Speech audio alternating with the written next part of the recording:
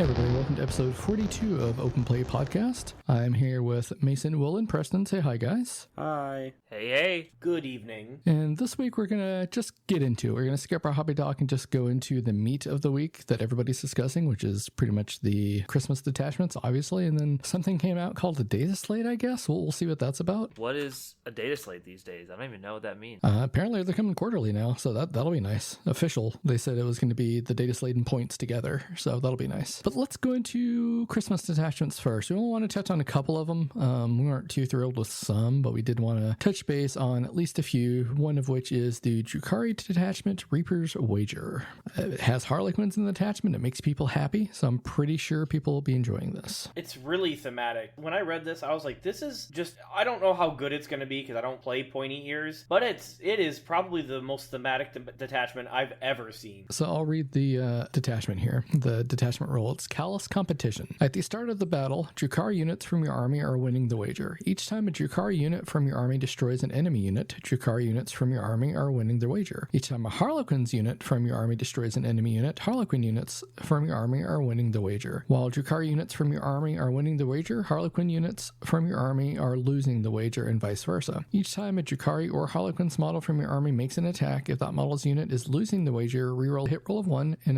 reroll a wound roll of 1. So it's very thematic. It fits the Space Pirate Elf thematic, I think, and people do love Harlequins, although I never want to paint that checkered pattern on any of them, but people love the models. Yeah, and to note that you can include 1,000 points of Harlequins in your army if you take this detachment. So you start the battle with rerolling 1s to hit and wound on your Harlequins, and then the second they get a kill, all your Drukhari units get to reroll 1s to hit and wound, and you go back and forth. So it's a neat setup. The buff isn't like anything crazy exciting, but rerolls are always nice. The reroll hits is interesting, especially for Drukhari, because obviously pain tokens already give them full hit rerolls. So maybe it'll be redundant, or maybe it's just a way to like not have to use pain tokens. If you're hitting on 3s, rerolling 1s, maybe you don't want to spend a pain token there. So it's definitely very interesting to me. Well, yeah, because half your army doesn't generate pain tokens anymore, too. So having something that lets you not have to rely on pain tokens as much is pretty good. I think if Harlequins get a kill, you still generate a pain token, because I think a pain token is precipitated on an enemy unit dying, not on a Drukhari unit getting a kill. I think that's a notable difference, but I'll double check. Oh, yeah, that is actually a big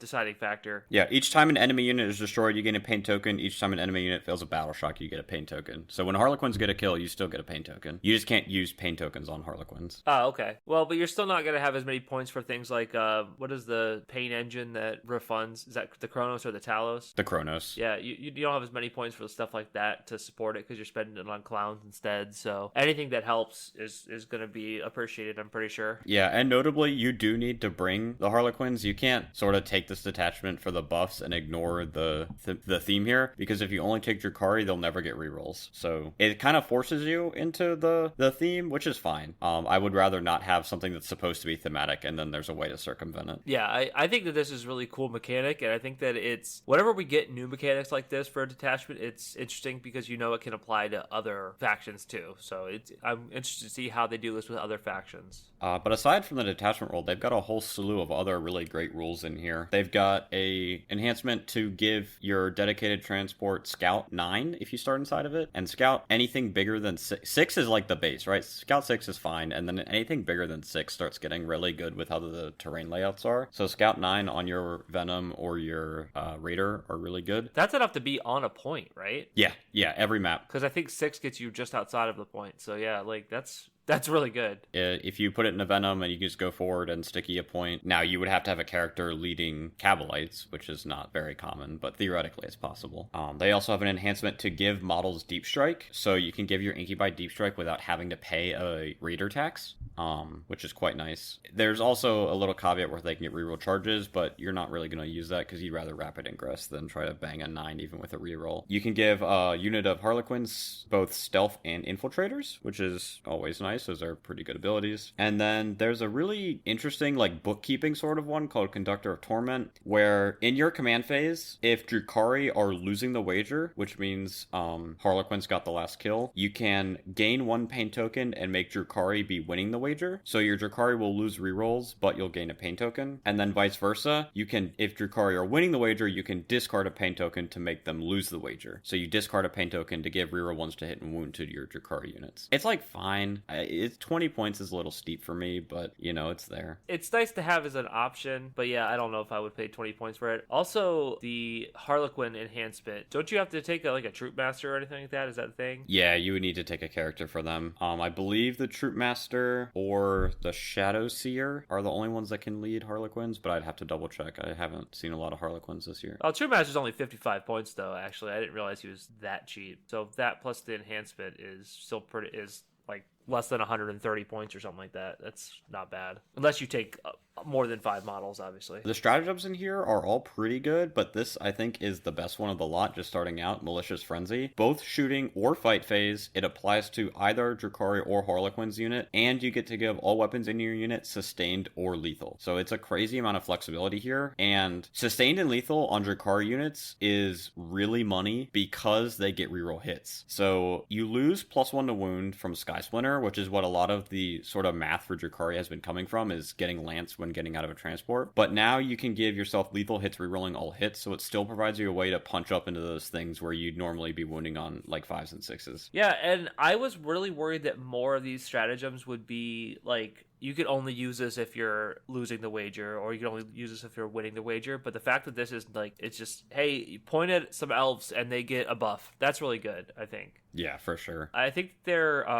reactive move being 2 CP is a little strange to me. Most reactive moves, as far as I know, are only 1 CP, but it does pay a little bit of a premium, I agree. Probably because Drukhari are so starving for it, right? Like, anything that has any sort of survivability mechanic in it is what elves really want. So they are kind of happy to pay 2 CP for this, especially because it lets them get back in a transport. It doesn't have that restriction that after you make this move, you can't end in a transport. So I agree that it is a bit steep, but like we've seen for Tau, when Tau had to pay 2 CP for their 3-inch deep strike just because they used it so well. I mean, I guess I can see elves paying 2 CP for a reactive move that's not conditional at all, besides infantry being the restriction. That's fair. And yeah, like, I mean, elves don't stand on points very well, so anything that lets them stand on points and then reduces a little bit of that risk is pretty good. Speaking of things that elves traditionally hate, there is a 1 CP when you make a move or a charge, you are not allowed to be overwatched. And this is before the enemy declares an overwatch, obviously, so like they won't waste a CP or anything. But there was the Nightmare Shroud in Sky Splinter that let your Incubi not be overwatched when they got out of transport, and that one was pretty much mandatory. So having a 1 CP stratagem that lets you put it on, you know, witches or any unit instead of just the one unit that you're sort of telegraphing, hey, this one is the one that can't be overwatched, everybody else can. That's really nice for elves that want to get stuck in. And speaking of getting stuck in, there is also a 1 CP advance and charge, which for any sort of melee army, they love that. Oh,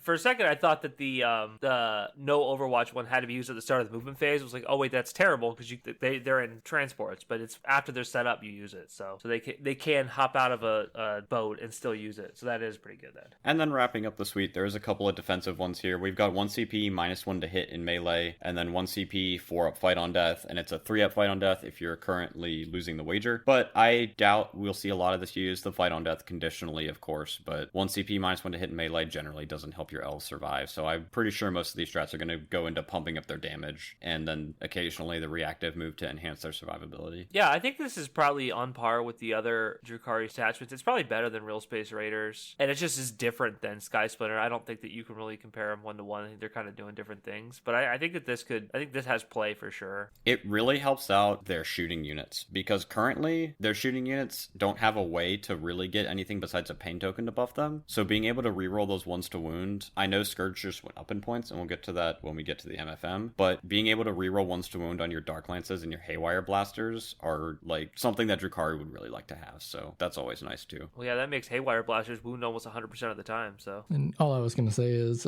this is the kind of detachment I like to see. It's something flavorful, it's something thematic, and it's not a terrible detachment. detachment, you know? I appreciate when they try. Right. It has a purpose. It gives buffs that Drukhari can't get anywhere else. Yeah, I think it's a reasonably decent detachment, especially for an army that doesn't currently have a codex still. Yeah, they don't have a codex. They already have 3 detachments. Their codex is going to give them 1 more, and they'll be happy. 2, because this one's not going to be a codex detachment, so they'll get 2. I also want to say that this is a flavorful detachment that has an army rule that is dynamic, that's not a pain to track. You literally could get a coin that says Harlequins on, like 3D printers can print a coin or something like that. It says Harlequins on one side, Drukhari on the other, and you flip it whenever someone's winning the wager or losing it. Instead of having to track like, oh, this unit has this many pain tokens or whatever. It's a lot easier to track than some of the other things we've seen in previous editions. So I like it. It's a binary system. Yeah, it's not bookkeeping. All right. Guard detachment, Bridgehead Strike. I think it looks interesting. Don't get me wrong, Guard just got kind of kicked in the schnuts a little bit with their infantry, Catachans, Scions going up, Solar going up again, and, you know, every place that the Imperial Guard congregates is just doomering hard, and it's kind of confusing because you can still just feel the parking lot and just absolutely wipe your opponents off the face of the board, and there's nothing that they can do about it. This one, I think, is still going to probably see play, simply because Scions are still really good, even with the points increases.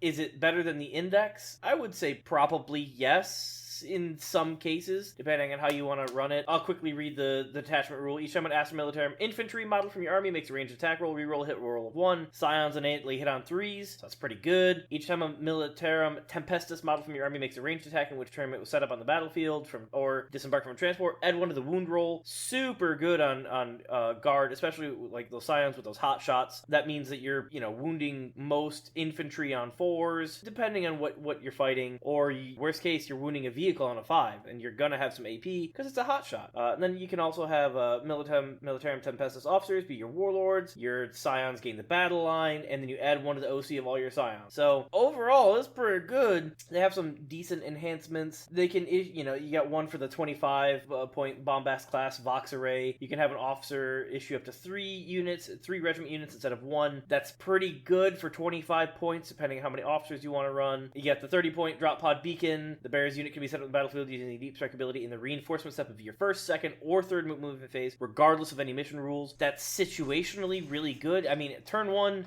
you're probably going to be screened out pretty well, but against armies that can't screen as well, maybe like Grey Knights or something like that, nuking a vulnerable unit before it's ready to be, you know, up before they're ready to move or react, could be good. They get the Shroud Protector this one's kind of confusing to me. This one's a Militarum Tempestus officer, model only. Enemy units cannot use the Fire Overwatch stratagem to shoot at the bearer's unit. I don't think Guard typically worry about being overwatched. Maybe if they're trying to get onto a point and snatch it and they don't want to get flamered or something. I'm open to hear thoughts. Yeah, I don't... I mean, it's only a 15-point enhancement, so I mean, it's not terrible for the price. I guess if you have a Tempestus unit that you really want to save and you really need to get somewhere, then yeah, I guess it's worth 15 points. Yeah, if you got 15 points left over, maybe something like that. And then this last one can go on any infantry officer. After both players have set up their armies, you can then slam 3 regiment units from your army and redeploy them. When doing so, they can go in strategic reserves, and it doesn't matter how much you already have there. That could be good to juke out your opponent. I think for a 15-point enhancement, if I had 15 points left over, I would not be taking Shroud Projector. I'd be taking the Augury, because you can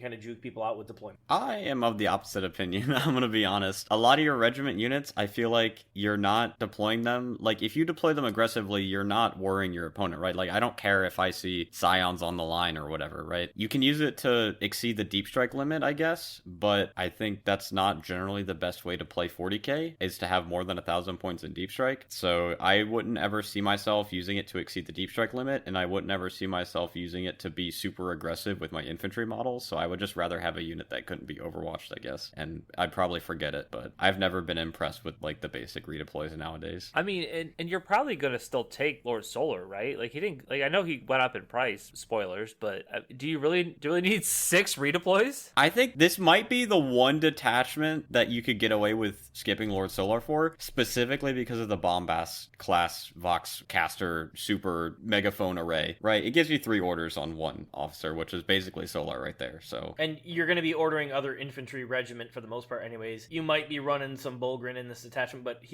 Solar can't even order Bulgrin anymore, which, I mean, makes sense, to be fair. And then running through a lot of their stratagems, the couple of big ones are you can have a 6-inch deep strike. Obviously, we'll get to it later, but all 3-inch deep strikes have been changed to 6-inch deep strikes, so this is the best you're going to get. So you can have your Scions drop 6 inches away from enemy units instead of 9. There's a way to give them AP +1 and Strength +1 as well for all your hotshot weapons. And this is another way that Guard can stack AP. There's currently a lot of ways. And so like Will was saying earlier with the +1 to wound, you can get your hotshot guns at AP 3 because they're AP 1 base. You can shoot them with a rust. You can use this strat, and you can have all of your weapons at like AP 3 wounding on 5s and just drown people in some decent quality of shots, even if they are low strength. Yeah. The Guard army rule is still lethal hits, right? No, their army rule is orders. Lethal hits for infantry and vehicles is currently the detachment rule. Okay, so they don't have lethal hits base, but I'm sure there's a way to get it. I don't know if there's a way for them to get it with a character or something like that. But even so, like, you're wounding on 5s. Like, if you have enough shots, it just happens. Or if you set up that turn because you came out of Deep Strike or a Transport, which is going to be frequent with Scions especially, you're going to be wounding on 4s because of that +1 to wound. Yeah, all your plasmas and meltas wounding on 4s. Pretty good. Or even better, I mean, elite infantry, your plasma and melta is going to be wounded on 2s into infantry at least. Rounding out the rest of their offensive strats, there's a 1 CP strip cover after you shoot a target for the rest of your army, which is essentially another way to get AP +1 because most of the Guard index, I believe, doesn't ignore cover or doesn't have a way to ignore cover. And then Fire and Relocate is a very interesting one to me because it does not only affect infantry, unlike everything else that this detachment does. It's 1 CP. Any unit except for Titanic from your army can advance and shoot. And that's also something that Guard have been missing, is a way to advance and shoot on their tanks. They sort of had it with move, but then you're hitting on 4s. So this is a way to have some tanks in your detachment and not feel bad about it. That Rogodorn advancing and shooting. Kind of terrifying. And then a couple of defensive strats to round it out. We've got 1 CP. You can put any Astra Militarum unit with Deep Strike or a Valkyrie back into reserves at the end of your opponent's turn. And then on my position, which I think is hilarious and also will be used once in a blue moon, at the end of your opponent's fight phase, so after your opponent has fought you, if you have a regiment infantry unit still engaged, you can roll a d6. On a 2-up, that enemy unit takes d6 mortal wounds, so we just threw in a failure chance because we wanted to. And then after they take d6 mortal wounds, your unit takes 3d3 mortal wounds. So you call down an orbital strike on yourself. It's thematic at least.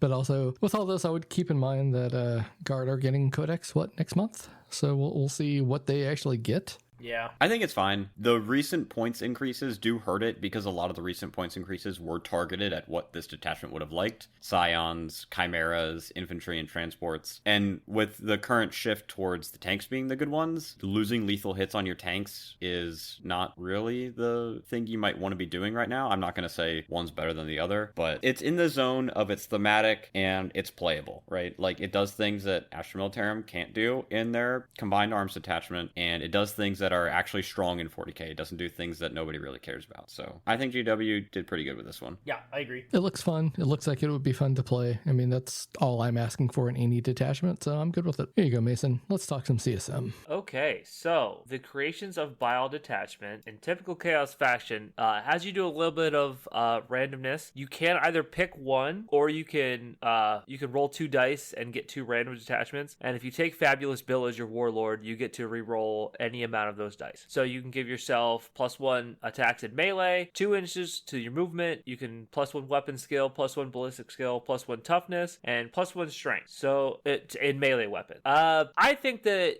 this could be good. I think that you're like, if you take Fabulous Bill and do the reroll, I think that you have a chance of getting something good more often than not. Duplicate augmentations don't work. So if you roll 2 of the same number, you're just not going to get it. The issue that I have with this is you don't have an army rule after this, so you're literally just like, is this better than crit 5s to hit, like from Packbound or +1 AP? I'm not really sold on it personally, but I think that it is definitely neat and definitely fun. The enhancements there's a couple good ones, a couple okay ones. You can give yourself precision. That'd be pretty interesting on like a Demon Prince or something like that, or even if a Lord, you're going to smash him into your opponent's army and you want to be able to kill that character without having to pay the 1 CP. That's pretty nice. Living Carapace is okay. say it's only can go on Chaos Lords. This is something I would definitely want on a model that's designed to be running around on its own, because it gives you +1 wound and a 5-up Feel No Pain. But if you have a unit that's already a Blade of Wounds, I think it's a little bit redundant for 15 points, but it is only 15 points, so you can just chuck it on a Lord at the end of, like, if you have extra points left over, and call it a day. Helmfall Seeing, I actually really like this one because it gives you a 12-inch no-go zone for reserves, which is something CSM does not have. I think that is very interesting for CSM. It's only from the model, it's not from the entire unit though. So it's the worst version of it, but it still is obviously really good because 12-inch no-go zones are good, even though they're not as required now that we had the rules changed. That'll be talked about later, but still pretty good. And then Prime Test Subject. You add 1 to the damage characteristics of melee weapons equipped by the bearer, and if you can reroll hits in melee. 35 points for this is kind of a lot, but on your Super Saiyan turn for your Lord, you're going in with damage 4 Thunderhammer attacks, which is pretty hot. Yeah, if there was something that he wasn't going to kill, he sure will kill it now. Yeah, he's definitely going to kill it now. And then the strats are, I have a few objections with a couple of the strats, but we'll talk about those when we get to them. One is -1 to hit in melee. I think that it's shooting or melee. I think it was only melee in 9th edition. All of the names for all of these abilities were copied from the 9th edition detachment. So pardon me if there's a little bit of confusion, but it's just -1 to hit after they declare the shots against you. Only into infantry, notably. Yes, only you can't do it on your tanks, but or if you have a demon prince or something like that. But it's fine. Masters are watching. It is a 4-up fight on death, and you could do it on damned units too, but you have a -1. I think that's the only time we've ever had a minus to the roll before. I think so too, yeah. I saw that and I was like, that's kind of wild, huh? Like, yeah, I mean, Curse of Cultist fighting on death is pretty good, but... They won't be anymore. Yeah. Right. Fighting on 5s is Yeah. So for 1 CP, you're probably just not going to do it. But, 4-up on Chosen is still pretty good. This is where things start getting a little wonky for B. 2 CP, and you take D3 mortal wounds. You get 1 additional augmentation from the list until the start of your next command phase. So for one whole turn, your turn and your opponent's turn, you get 1 additional ability. I don't think that it'd be a very niche situation where +1 strength, +1 ballistic skill, +1 weapon skill, +1 toughness, or +2 move is worth 2 CP and D3 mortal wounds to my unit for only 1 turn. It's just really steep in my opinion. I think that I don't know where the pricing this came on. It should be either been 1 CP and you take the damage, or 2 CP and you don't take the damage, in my opinion. But I think it could have been 1 CP and you don't take the damage. Like, honestly, right? If we're looking at some of the other offensive strats in the game, like +2 to move is worse than Here We Go in Orks. There's tons of offensive strats that are better than +1 strength or +1 weapon skill. Like, I just think you could have done 1 and been fine with it. I think if you wanted to make it cost 2, then it should have been for the rest of the game. Yeah, when I first read it, and I saw it was 2. I thought, cool. Like, you can do this at the start of the game, and you have a unit that's super buff. Like, oh, no, you can't. I was trying to temper my expectations because CSM I'm a little bit biased towards them, obviously. So I was like, well, maybe I'm wrong, but it's good to hear that for someone else. I was like, this is weird. This strat, however, is legitimately good. Is Diabolic Regeneration. 1 destroyed model is returned to a unit, and if it's battle line, you get D3 destroyed models. So Legionaries, bringing back D3 Legionaries for 1 CP is pretty hot in my opinion. Bringing back an Obliterator for 1 CP? Bringing back an Obliterator for 1 CP, 75 points. He just comes back and now he's chilling. Terminators, you could also bring back a Terminator if you're running those, though I don't think this detachment really favors Terminators as much. A 1 CP advance in charge, always happy to have it. And then this really weird Specimens for the Spider strat, I was saving this one for last. So you reroll wounds against character units, and if 1 or more enemy character models, not character units, were destroyed as a result of those attacks, you can make a unit within 6 inches take a battle shock test, and if you kill the enemy's warlord with this strat, all enemy units within 6 inches take a battle shock test for 2 command points. This is absolutely terrible, right? This is the absolute worst timing you could possibly have for a battle shock test, which is at the end of the fight phase, essentially after you've already fought. It wears off in about 3 seconds. Yeah, what are you doing here? It doesn't even automatically make them battle shock. They just roll their 6 and don't care. If it was table wide, if you kill your opponent's warlord and if you force the table wide battle shock test, it still isn't worth 2 CP, but it's only within 6 inches. Like, I don't know what's happening here. I don't think that any army that has a stratagem that says if you do something, you force a battle, or you kill something in the fight phase, you force a battle shock test. I don't think that strat is ever used in any army that has it. And then to tack it on to the ability you actually would want is the reroll wounds against characters, but you're paying 2 CP for that. Or 1 CP with a Chaos Lord, I guess. Yeah, I don't get it. I think that Creations of Bile were obviously really strong when the Codex was released at 9th, so maybe they're like, well, we don't want to bring back any bad memories of that. But I think that this army is just barely misses the mark on too many different things to be good. But that being said, it did win a GT today. Yeah, I think it is not reliable, obviously, right? Because your detachment rule is pretty dependent on rolling your buffs that you want. And with the rerolls from Bile, you can usually get 1. Sometimes you'll get 2 that you really like and you'll be really, really happy. But usually I think you'll get 1 and then maybe another decent one. And every now and then you'll just get 2 you don't care about. You can roll double ballistic skill increase and you're like, well, I guess I just don't have a detachment rule this game. And I just don't like that in my detachments personally. Yeah, I don't want that level of randomness. I want to be able to plan a little bit better than that. And like I said, it won a GT today. I do want to add the addendum to that. One, the person who won was Anthony Vanea, who is a very, very good player. He's not like an average Joe.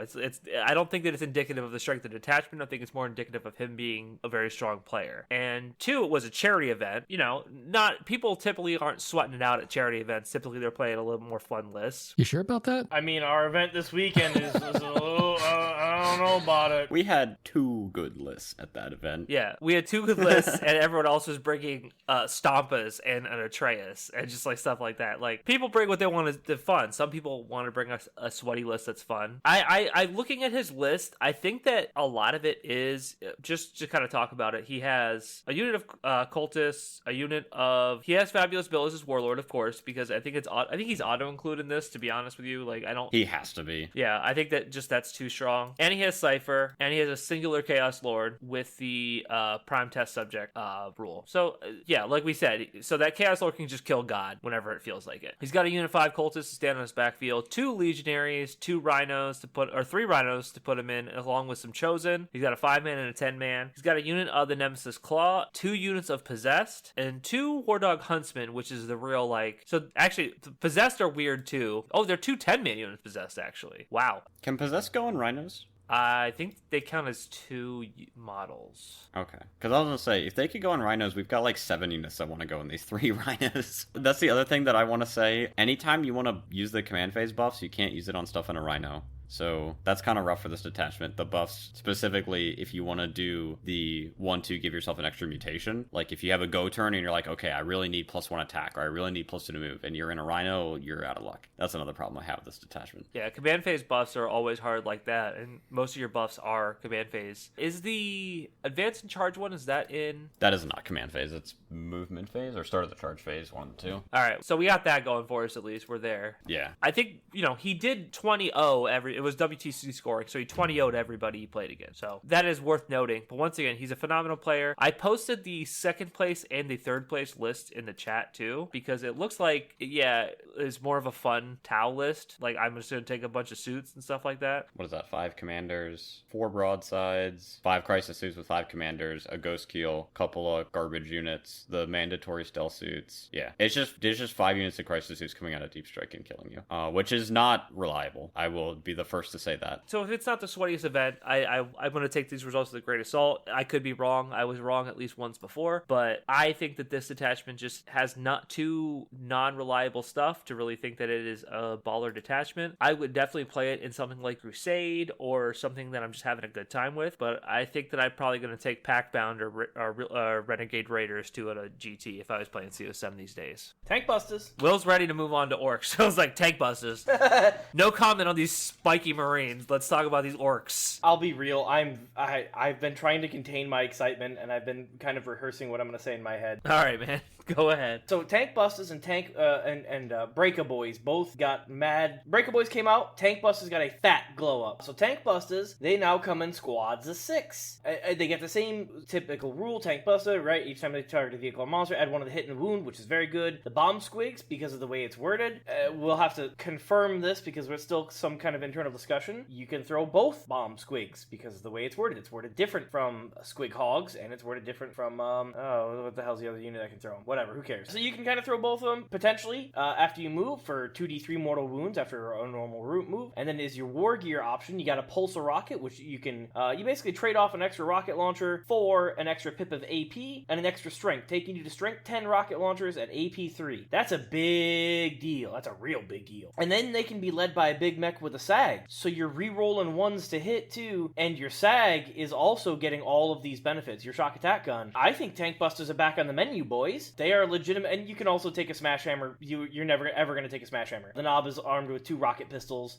If something happens to be within 9 inches or 12 inches, great. You get 2 extra pistol shots. But hammer. You're never going to take the hammer in these guys, ever. These guys are rocket launcher boys. These are 24-inch range. Somebody parks a Chimera on objective. Orcs literally didn't have a way to deal with it before, other than just sacrificing something to go kill it. Well, now you can kind of peep out some tank buster boys with led by a SAG, and you just blow it up, because there ain't no way most things are surviving these guys shooting. So yeah, and they're 120 points. I'm in love with them. I will be fielding at least 1, maybe 2 units every game. So I do want to point out Breakaboys. They're a brand new unit. They offer something that Orcs do not have anywhere else. Nowhere else do we have this. So Breakaboys they're a knob profile. They have a 4-up armor, 2 wounds, OC1, 6-inch movement. You're gonna run a tank hammer, which is strength 6, AP 2, damage 3, anti-vehicle, anti-monster 4-up, dev wounds, hazardous. You are going to run that, and you're gonna run a bunch of smash hammers, which only have 2 attacks. Unfortunately, that's the rough part. These guys are 140 points for the unit for 6 models, 2 attacks, hit on 3s, strength 6, AP 2, damage 3, but they can be led by a war boss, and they get an inbuilt charge reroll whenever they go to charge. For 140 points, I don't think you see more than 1 of these guys, because with a war boss, you're talking 215 points. That's a heavy investment for Orcs. That's 10% of our list. Orcs don't like to do that. Orcs like to go wide,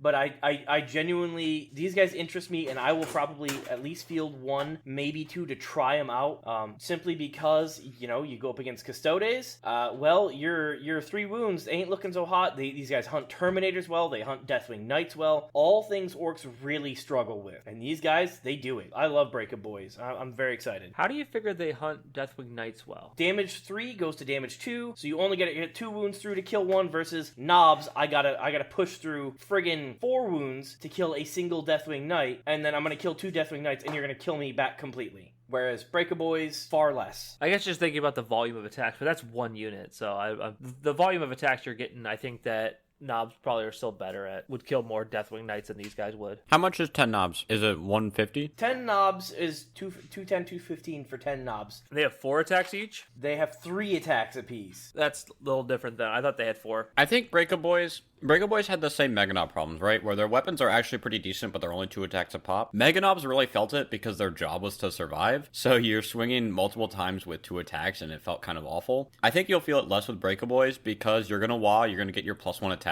and then you're going to die because you're 5 or 6 knobs or whatever. But they'll have done their job by that point.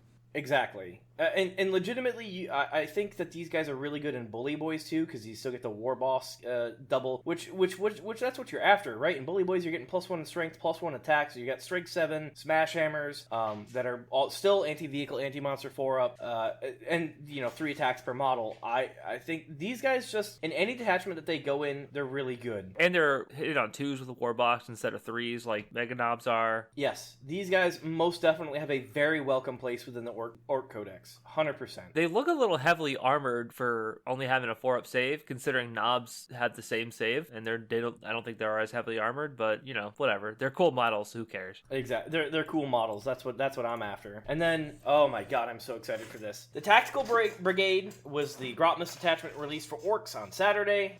This competes, in my opinion, for the best detachment in our codex, period. This is right up there with Warhorde and Power. This is the ultimate sandbox toy tool that you can field as an Orc, because this detachment makes legitimately any Orc infantry good, straight up. And it can even make vehicles pretty good too. So it's a Blood Axe detachment. Boss Necron mechs and war bosses can use tactics abilities. Basically, you get to issue 1 guard order or 2, and if you issue 2, you get to make a leadership test, fail a leadership test. It's a Dark Pact roll. You fail a leadership test, your unit suffers D3 mortal wounds. Whoop-de-doo. You're always going to be issuing 2 unless you're not not leading a unit. So the 4 orders you can issue is get stuck in. You can reroll charge rolls made for the unit, get on with it, add 1 to strength and strength characteristic of melee weapons. That's really strong. Sneaky stalking, and this is my favorite one. Infantry and mounted models, excluding Meganobs, have the stealth and benefit of cover. Holy mother of God. Hogs are back on the menu, boys. Because for example, in the Snagaboys detachment, the Big Hunt, you cannot give stealth to your mounted units. It specifically precludes them from giving them stealth for 1 CP. So what are you going to give it to 10 Beast Snagaboys? Great, cool. In this detachment, nope. I legitimately see myself running at least 1 unit of hogs led by a beast boss on Squigosaur, simply because every turn I'm going to order themselves to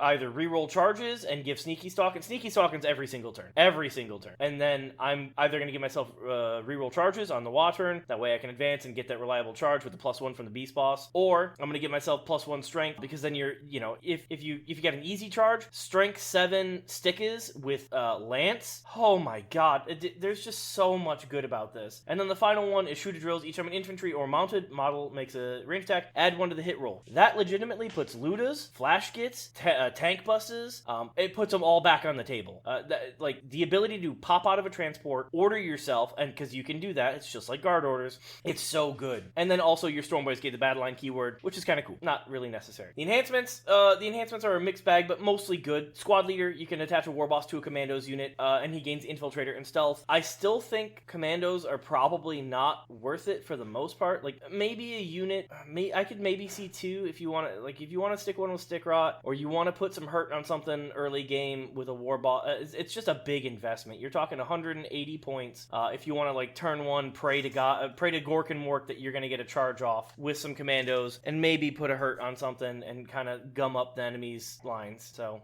Met Captain, this is an auto take. You will see this every single game. You will see this anytime this detachment's played. If you are not taking this, I want whatever you're smoking. Big Mech and Mega Armor mech with shock attack gun model only. During the declared battle formation step, you can be attached to a Flash Gits unit. Each time a model in the Bears unit makes a ranged attack, you can re-roll the hit roll. Oh baby, Captain Badrook is back in a different form. I don't even know what to say. It's just so good. I probably stick him with the Big Mech with a SAG, because with full hit re-rolls and the shock attack gun, and you can pop your lethals, that basically kills God. Unless it's 2 up in cover, whatever you're targeting is just nuked. It's dead. And even then, your Big Mech with a SAG, it's still AP4. So even God isn't necessarily safe from the Big Mech with a SAG. It's just, it's so beautiful. It's 35 points, so it is pricey, but it's an auto take. Mork's Cunning, it's three units from your army can be put back on strategic reserves. Doesn't care about the cap. 15-point enhancement. If you get 15 points left over, maybe you can do some janky things with it, because it just says 3 orc units. So if you wanted to field a Gorkanaut and put him in strat reserves, you're legally allowed to, I guess. And then Gob Boomer, this one is an auto take for me. It's only 10 points. War Boss or Mech, you get a Voxcaster. So instead of ordering within 6 inches, you order within 18 inches. That's really good. Especially if you got a little lone mech, you're gonna hide in runes and keep him kind of safe. You just put it on him, and that's just, you got a command squad. It's awesome. The stratagems are mostly good. Easy 1 CP, add 1 to the OC of a characteristic of a control characteristic of models in a unit. It's in your command phase. 1 orc unit that is within range of engagement range of 1 or more enemy units. It's okay. What? It's more than okay. It's okay. It's not your command phase, it's the command phase. The command phase, correct. You're not wrong. What I'm saying is, if an orc unit is stuck in melee, there are probably not a lot of them left, right? Especially because this is primarily going to be used, they're encouraging you to use Stormboys and Commandos, which are not particularly hardy in melee. Yeah, but there's a lot of stuff that wants to touch objectives that also isn't that good at melee, like rhinos and crap. Or random ass battle line units. This stratagem, I think you should be using this once a game every game, which puts it better than okay to my opinion. All right, fair enough. It does have the restriction that you have to be within engagement range of an enemy unit too. So you're not just touching the objective, you must be within engagement range. Yeah, I mean, but even something like a Redemptor Dreadnought, which is OC4, now he's probably going to kill 3 of those guys, so it probably would only clash. But any vehicle's going to kill 1 at most, and then you're going to be 8 OC on the point with them, so you're going to take it away if they don't have any actual little infantry guys on there. I'm not disagreeing. I think it's pretty good for 1 CP. I see myself using it. All right, we're up to pretty good now. You said it was okay. I objected to okay. Fine. It's pretty good. You guys have swayed me. The restriction is a little wonky on it because you got to be within melee. Orcs, even vehicles, I typically, like friggin' rhinos, transports, they run over 1 or 2 boys because you get a 5-up save. So, like, if they get 2 wounds through, you're losing 1 or probably 2 boys. So, I still think it's good. It's pretty good. 1 CP, Orcs, Infantry, Orc Mounted. This is really strong because it's just the fight phase. Sustained or lethal hits to that unit. Oh my goodness. This just makes Squig Hog Boys that much better, in my opinion. God, I cannot wait to run Hogs in this detachment. And it's just good. You're gonna see this used all the time because it's just a nice boost for when you need it. This one I see myself using all the time. Tactical Retreat, your movement phase just after an Orcs unit from your army makes a fallback unit. You can then shoot and declare a charge, and which turn it fell back. That is amazing. 10 out of 10. And it's just an Orcs unit, so like you can do it with a Gorkanaut, you can do it with Killicans, you can do it with whatever the hell you want to do because it's just an Orcs unit. So I see myself using that very frequently. Crunch and Descent, it's a Storm Boys, it's a jump pack intercessor, mortal bomb. It's okay. You might see it used every now and again to finish off something that's pretty wounded. You're not often going to see 10 Storm Boys slamming in anything. Most of the time you're going to have MSU Storm Boys, so you might see it every now and again. On to the next. This one's pretty good. Your opponent's movement phase just after an enemy unit falls back. Orcs unit, you can then make a normal move up to 6 inches. It's a reactive move with no restrictions, so it's going to be good. I see myself using it sometimes if I can get behind a wall or something, or gum up a point or gum up a lane where they want to move through. So I can see myself using it. And then Dead Sneaky, and your opponent's fight phase, 1 commando or Storm Boys unit from your army that is not within engagement range, you go back into strategic reserves. I see myself using that sometimes if I need Storm Boys to go back up in the sky and score me some points later in game. But my overall thoughts, the orders in this detachment are god tier. You could not ask for anything better than full rerolls, flash gets back on the menu. You can run a tank busta squad with a big mech with SAG, and we couldn't pop transports before, right? Somebody would park a freaking Chimera on a point, and you would have to run out 5 knobs and pray to God that you killed it, especially if it wasn't on a WA turn. Well, now you just peek out your tank bustas and you blow that mofo up. You ain't gotta worry about it. It's dead. So there's just so much goodness in this attachment. I love it so much, and I'm open to hear others' thoughts. I have a question about Mech Captain for you, because it says you're allowed to join Flash Kits, but it doesn't say you have to. Is there room for a character taking Mech Captain and then joining something that's not Flash Kits just to give him reroll all hits? You could take that you could take it for, like, tank bustas. I don't suppose anything can lead Killicans, right? No. Dude, if they could lead oh my god, don't even get me started. That'd be amazing. No. I would say, like, Ludas, they already get full rerolls if they're shooting something on a point, which is what you're going to be shooting them with anyways. Trying to think if there's any other infantry that's, like, legitimately scary. I assumed it was Flash Kits. It was just something I thought about. Yeah, you're absolutely correct, and if we had other shooting... Putting him with 6 tank bustas, I think is probably not the play, but it's not the play. I could legitimately see it, because full rerolls tank bustas that's a little scary. And it's funny. And it is funny. Which is what we're going for here. But the Flash Kits are just... Preston can attest to... I killed... Who was it? Your commander, Farsight? It was in an entire Crisis Suit unit in Overwatch. I killed an entire Crisis unit in Overwatch. And Preston was like, wait a second. I didn't think they would do that. And I was like, I didn't think they would do that either. But they did it. Yeah, I mean, 1 million attacks, even hitting on 6s with... They have sustain innately, right? They have sustain innately, and then they get once per game you can pop a lethals. Well, not in Overwatch, obviously, but you can pop lethals in Overwatch. You can pop in Overwatch. Oh, yes, you can, sir. It's when you're selected to shoot. Oh, I thought the wording was different. Oh, that's gross. Oh, it's very good. But yeah, I mean, it's just a profile like that with full rerolls is you're just giving yourself the opportunity to scam your opponent out with nonsense. Like it probably shouldn't happen mathematically, but like it sure can. It sure can, and it frequently does. Is what I'll say. It happens. A lot. Well, it's 40 attacks if they're the closest, right? So you'll get 7 hits, and then when you re-roll 33 dice, you'll get another, 5 or 6. So we'll call it 12 hits on average, and they're sustained, so that's 24 hits, and then 12 auto wounds on top of that? No, not on top of it, but it's 12 hits and 12 wounds. Yes, but, you get lucky, you spike the roll a little bit, and all of a sudden you're handing your opponent 30 saves at AP. Well, yeah, he was just talking about the average, though. Flash kits are like a unit that, you can look at the math like that, or you can hey, Will's toilet dice might just roll 20 20 hits.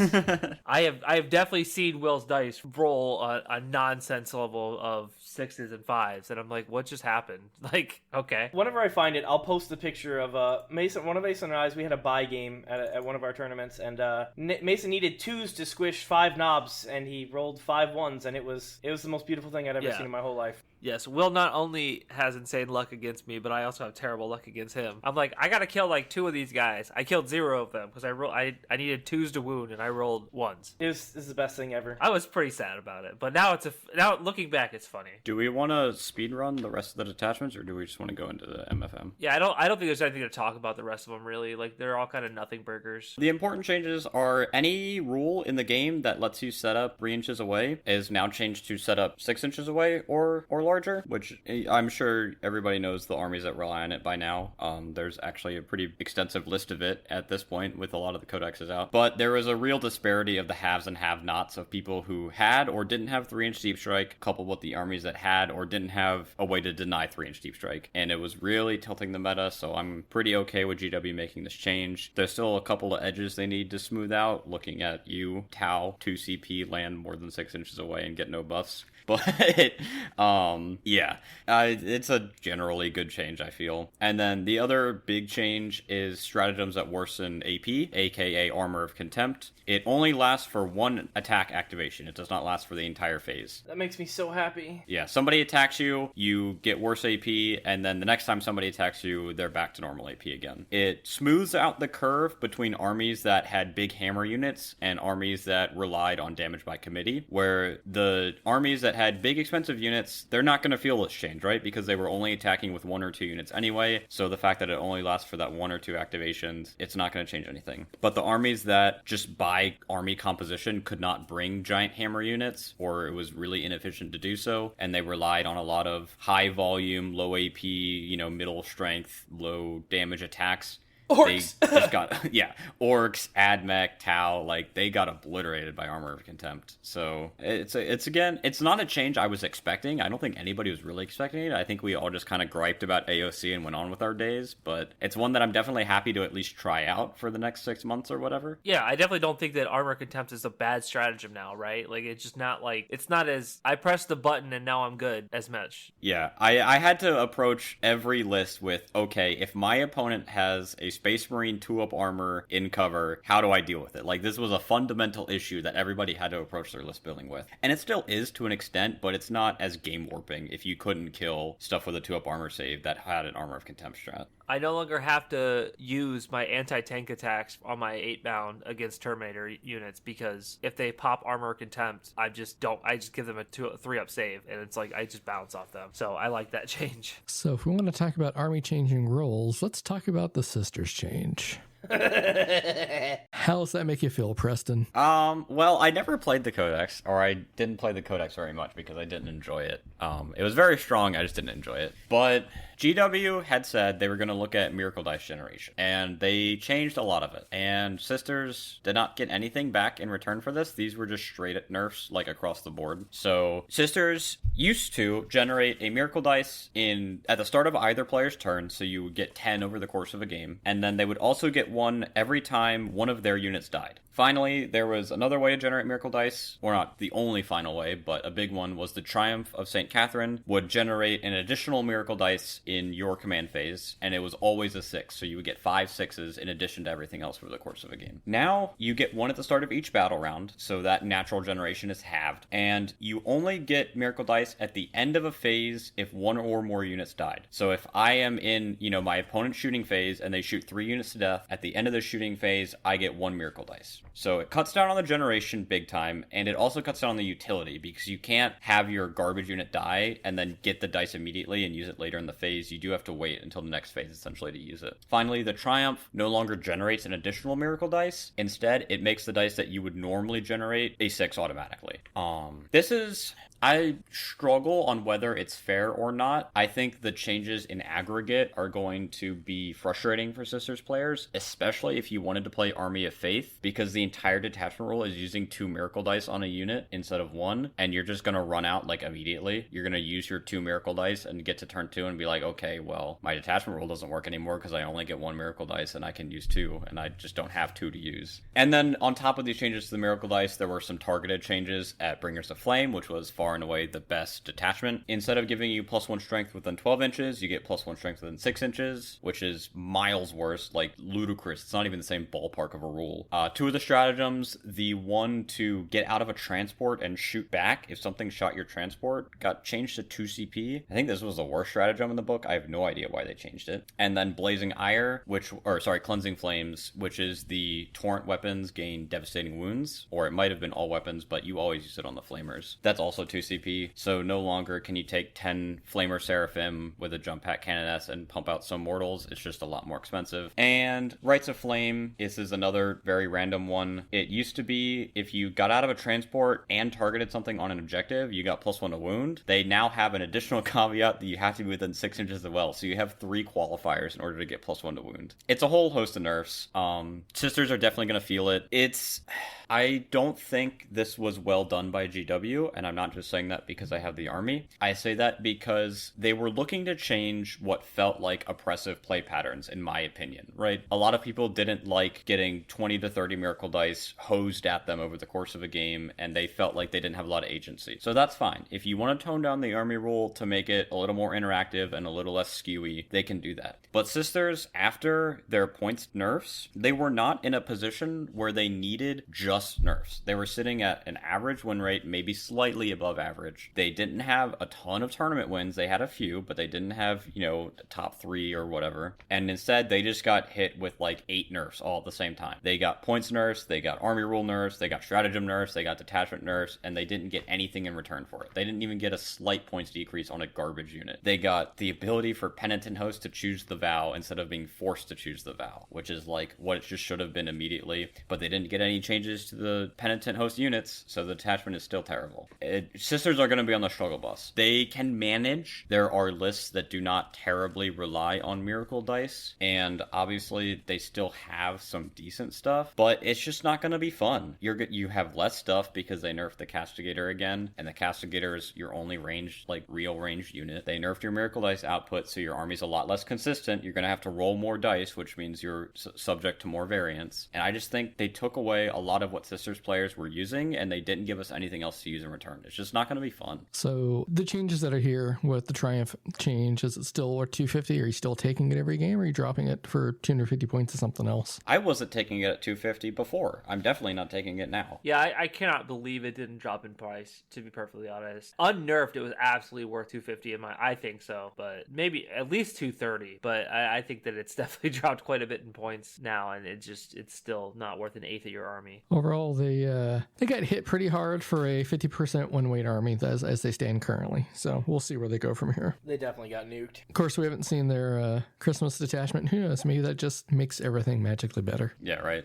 I will say, I think largely you have to play Hollowed Martyrs right now, which was never bad, right? It was always quietly good. It just wasn't as obscene as Bringers of Flame was. So we'll see some pivots to Hollowed Martyrs. We'll see, a couple results here and there, but it's going to be a bit of a struggle until they get something in exchange for all the nerfs they just took.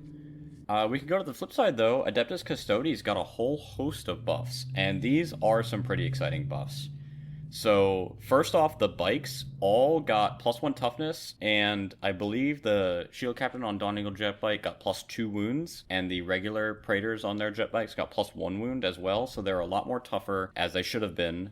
They're up to T7 5 wounds, and the character is T7 8 wounds. And they also got a buff to their salvo launchers and their hurricane bolters. So the salvo launcher has gone up to Strength 10, AP 3, D6 +1 damage, so a buff to all 3 of those stats, and it's gained twin linked. So it's a lot more efficient into what it's supposed to be shooting. And then the Hurricane Bolters gained AP 1 instead of AP 0 and damage 2 instead of damage 1. So they're not just glorified Storm Bolters anymore. These things are legit. They take, I believe, a 10 point per 3 price hike, which is completely fair. And they are now a viable option for Custodes players, which is what they've been asking for all edition, right? The entire edition, they've just been running their squads of Wardens with their Blade Champs and their Grav Tanks. And they were like, please give us something else we can run. Like, please make something else usable. And I'm excited to see. I know a lot of people in 9th edition hated the jet bike spam because it was so oppressive. They got their little kick to the curb for a year and a half now. I will actually be excited to see bikes on the table again. Well, you're also not running them in groups of 6, right? So it's not as bad. Well, you're taking 4 at most. I'm not excited. I fought 20 bikes at my first ever GT in 9th, and I'm like, dude, what is this? What is this abomination? Would you rather see Blade Champs and Wardens for the next 2 years? I don't know.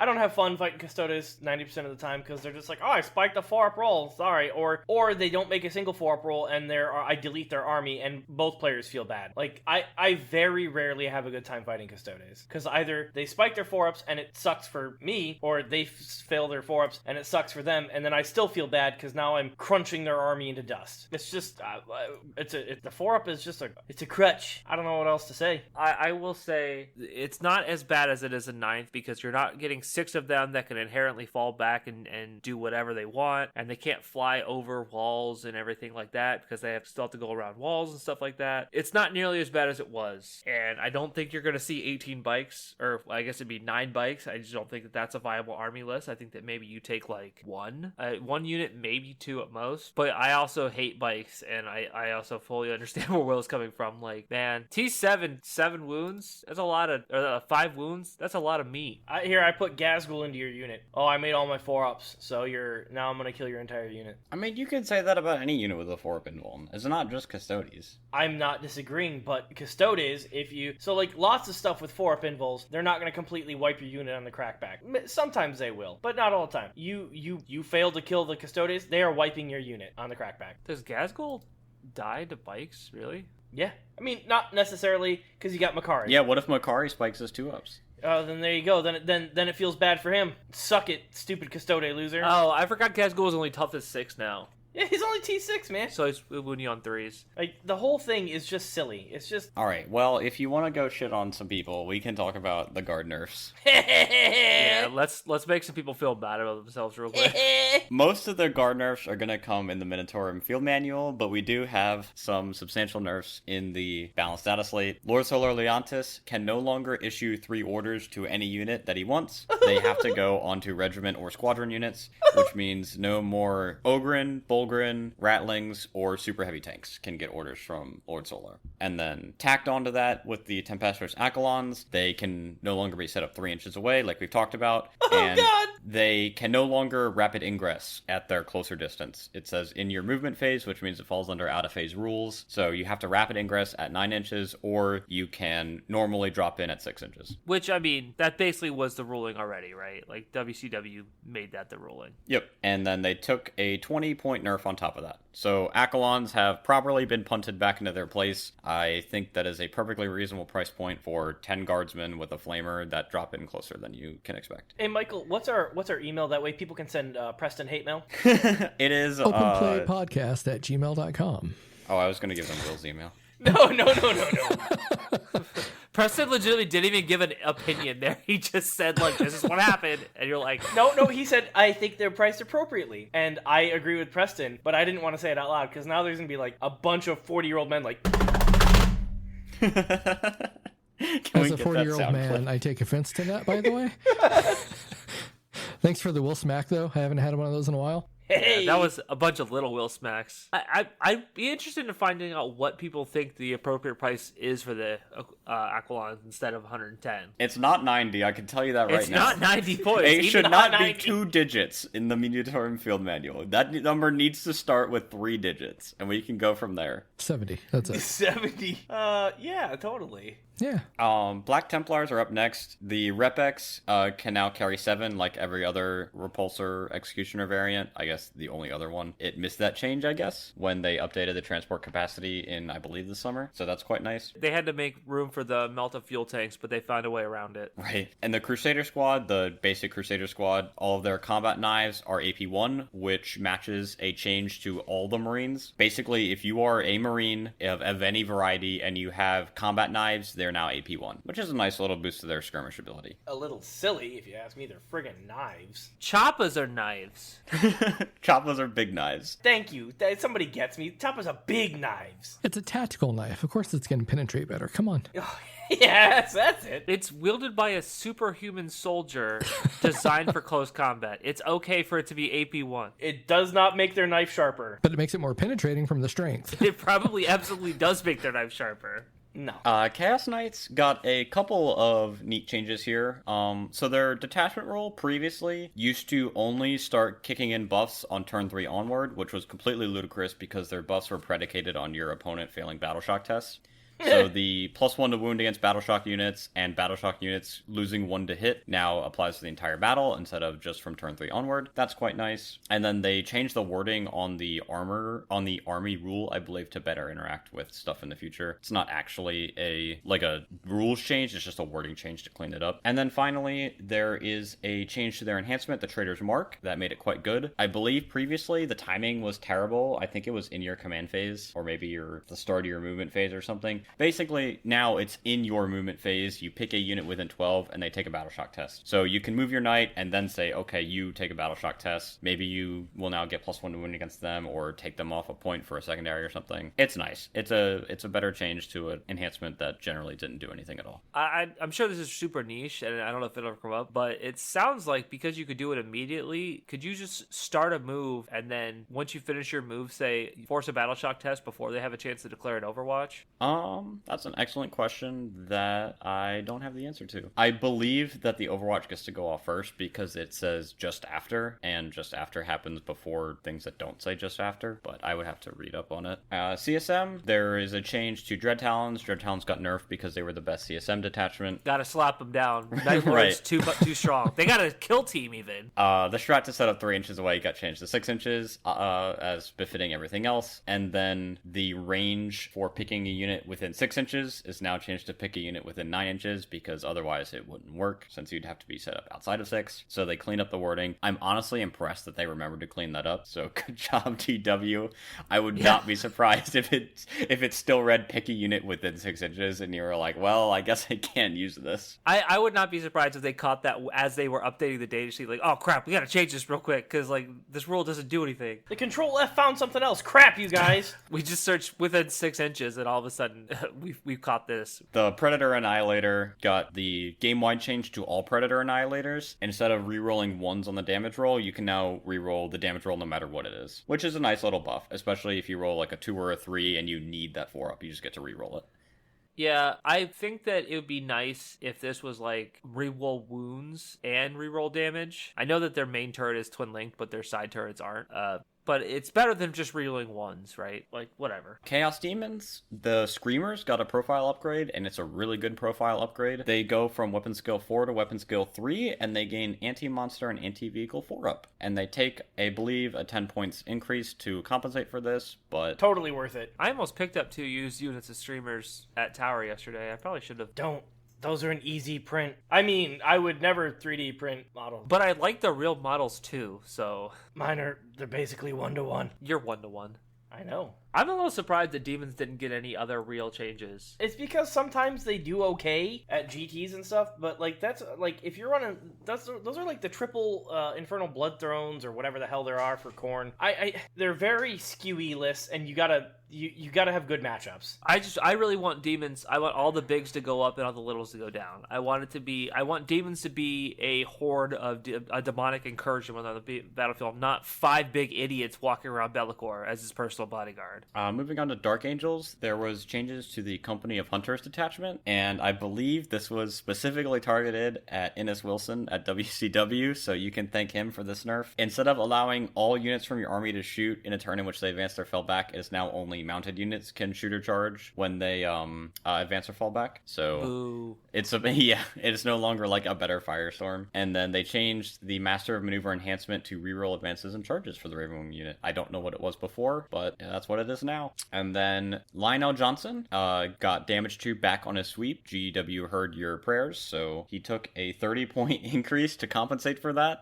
Whether that's worth it or not, you can tell GW and maybe they'll listen and bring him back down, but he got damage 2 back. Yeah, he was almost usable before, and like they fixed like the worst thing about him, and then they're like, well, it's gotta be 315.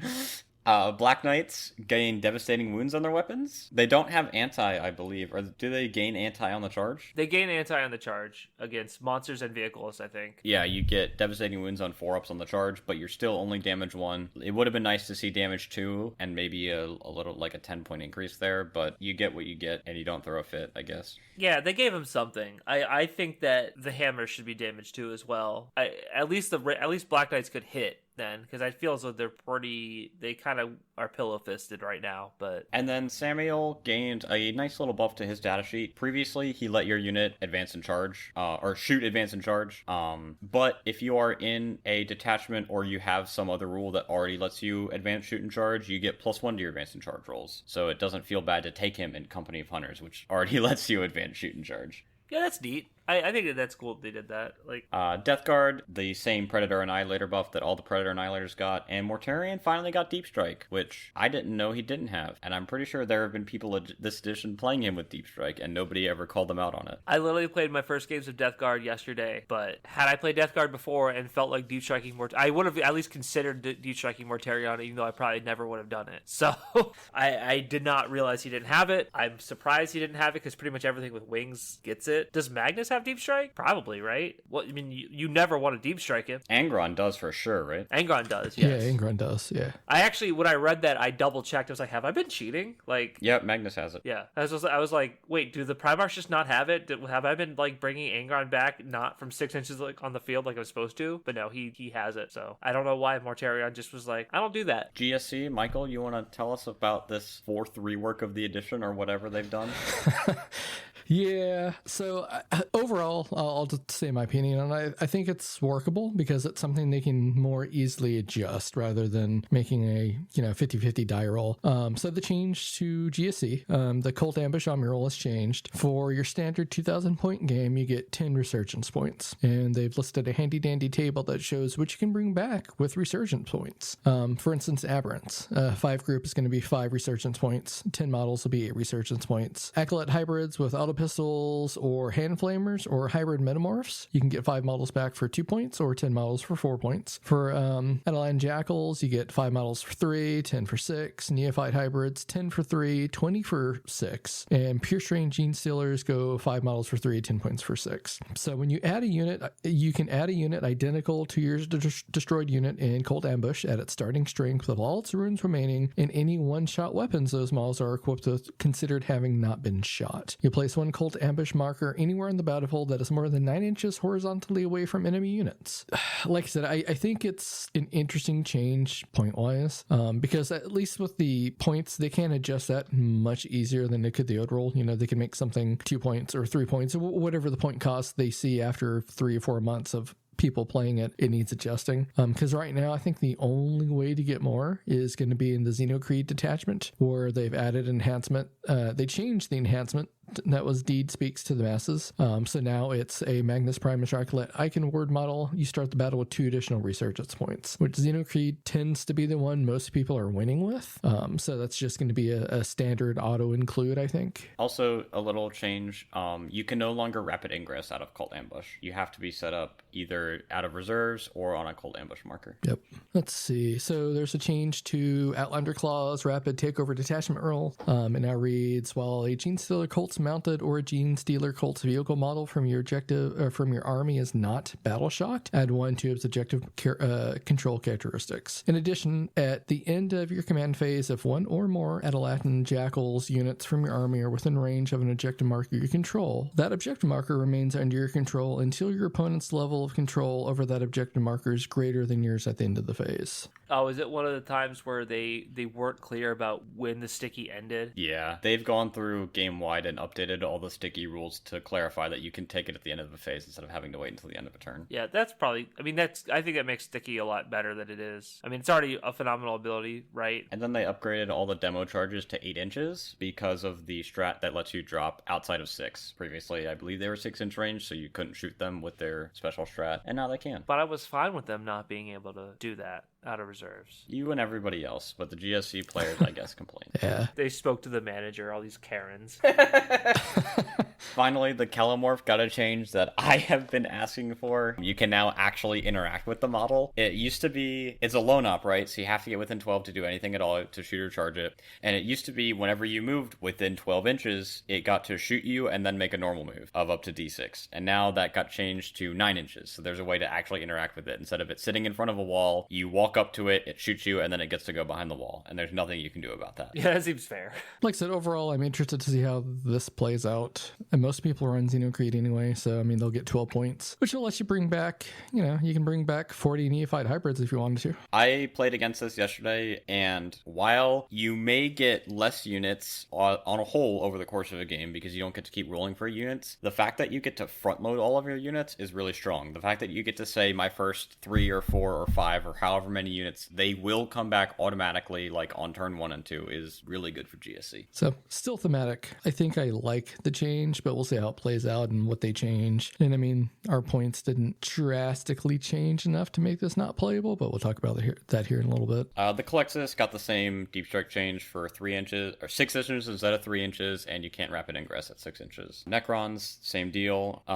Their 3-inch deep strike strat in Hypercrypt is 6-inch deep strike. Additionally, Hypercrypt, they get 1 less unit to pick up every turn, so in a 2,000 point battle, you can only pick up 2 units per turn instead of 3. There's also a small buff to the Annihilation Protocol Detachment rule that gives them AP +1 when a Destroyer Cult unit makes a ranged attack against the closest eligible target. So probably not enough to make that detachment one of the best, but it'll make it a little better if you're one of the players who want to run that. That's pretty thick nerfs for Necrons, right? Like using an entire unit on Hypercrypt means that you only get 3 with the enhancement. Yeah, it makes the enhancement a lot more mandatory for sure. And like you basically are, whereas it was possible to screen out a monolith that with 3-inch deep strike but hard, it's screening out a monolith with 6-inch deep strike is actually very possible. So like the monolith basically is not really good in Hypercrypt anymore in my opinion. And the Tesseract Vault is just out, but it probably already was. So well, let's talk Orks. Orks, amazing. Best changes. Best trade deal in the history of trade deals. For the people who call defensive laws, what's wrong with you? Are you okay? Are you playing the right army? Do they need to learn how to play the game? We don't deal in defense here, buddy. Well, they're playing Orks, so they're not doing something right anyway. We deal in offense here. Law army rule change. I could not be happier. I've been begging for this all edition. Orks now call it in their command phase. So you don't go to the beginning of the battle round and be like, I'm telling the why, and then your opponent is like, well, here's my screens and transports. Enjoy, moron. I'm gonna back up. Nope. If they come forward now they could be in trouble.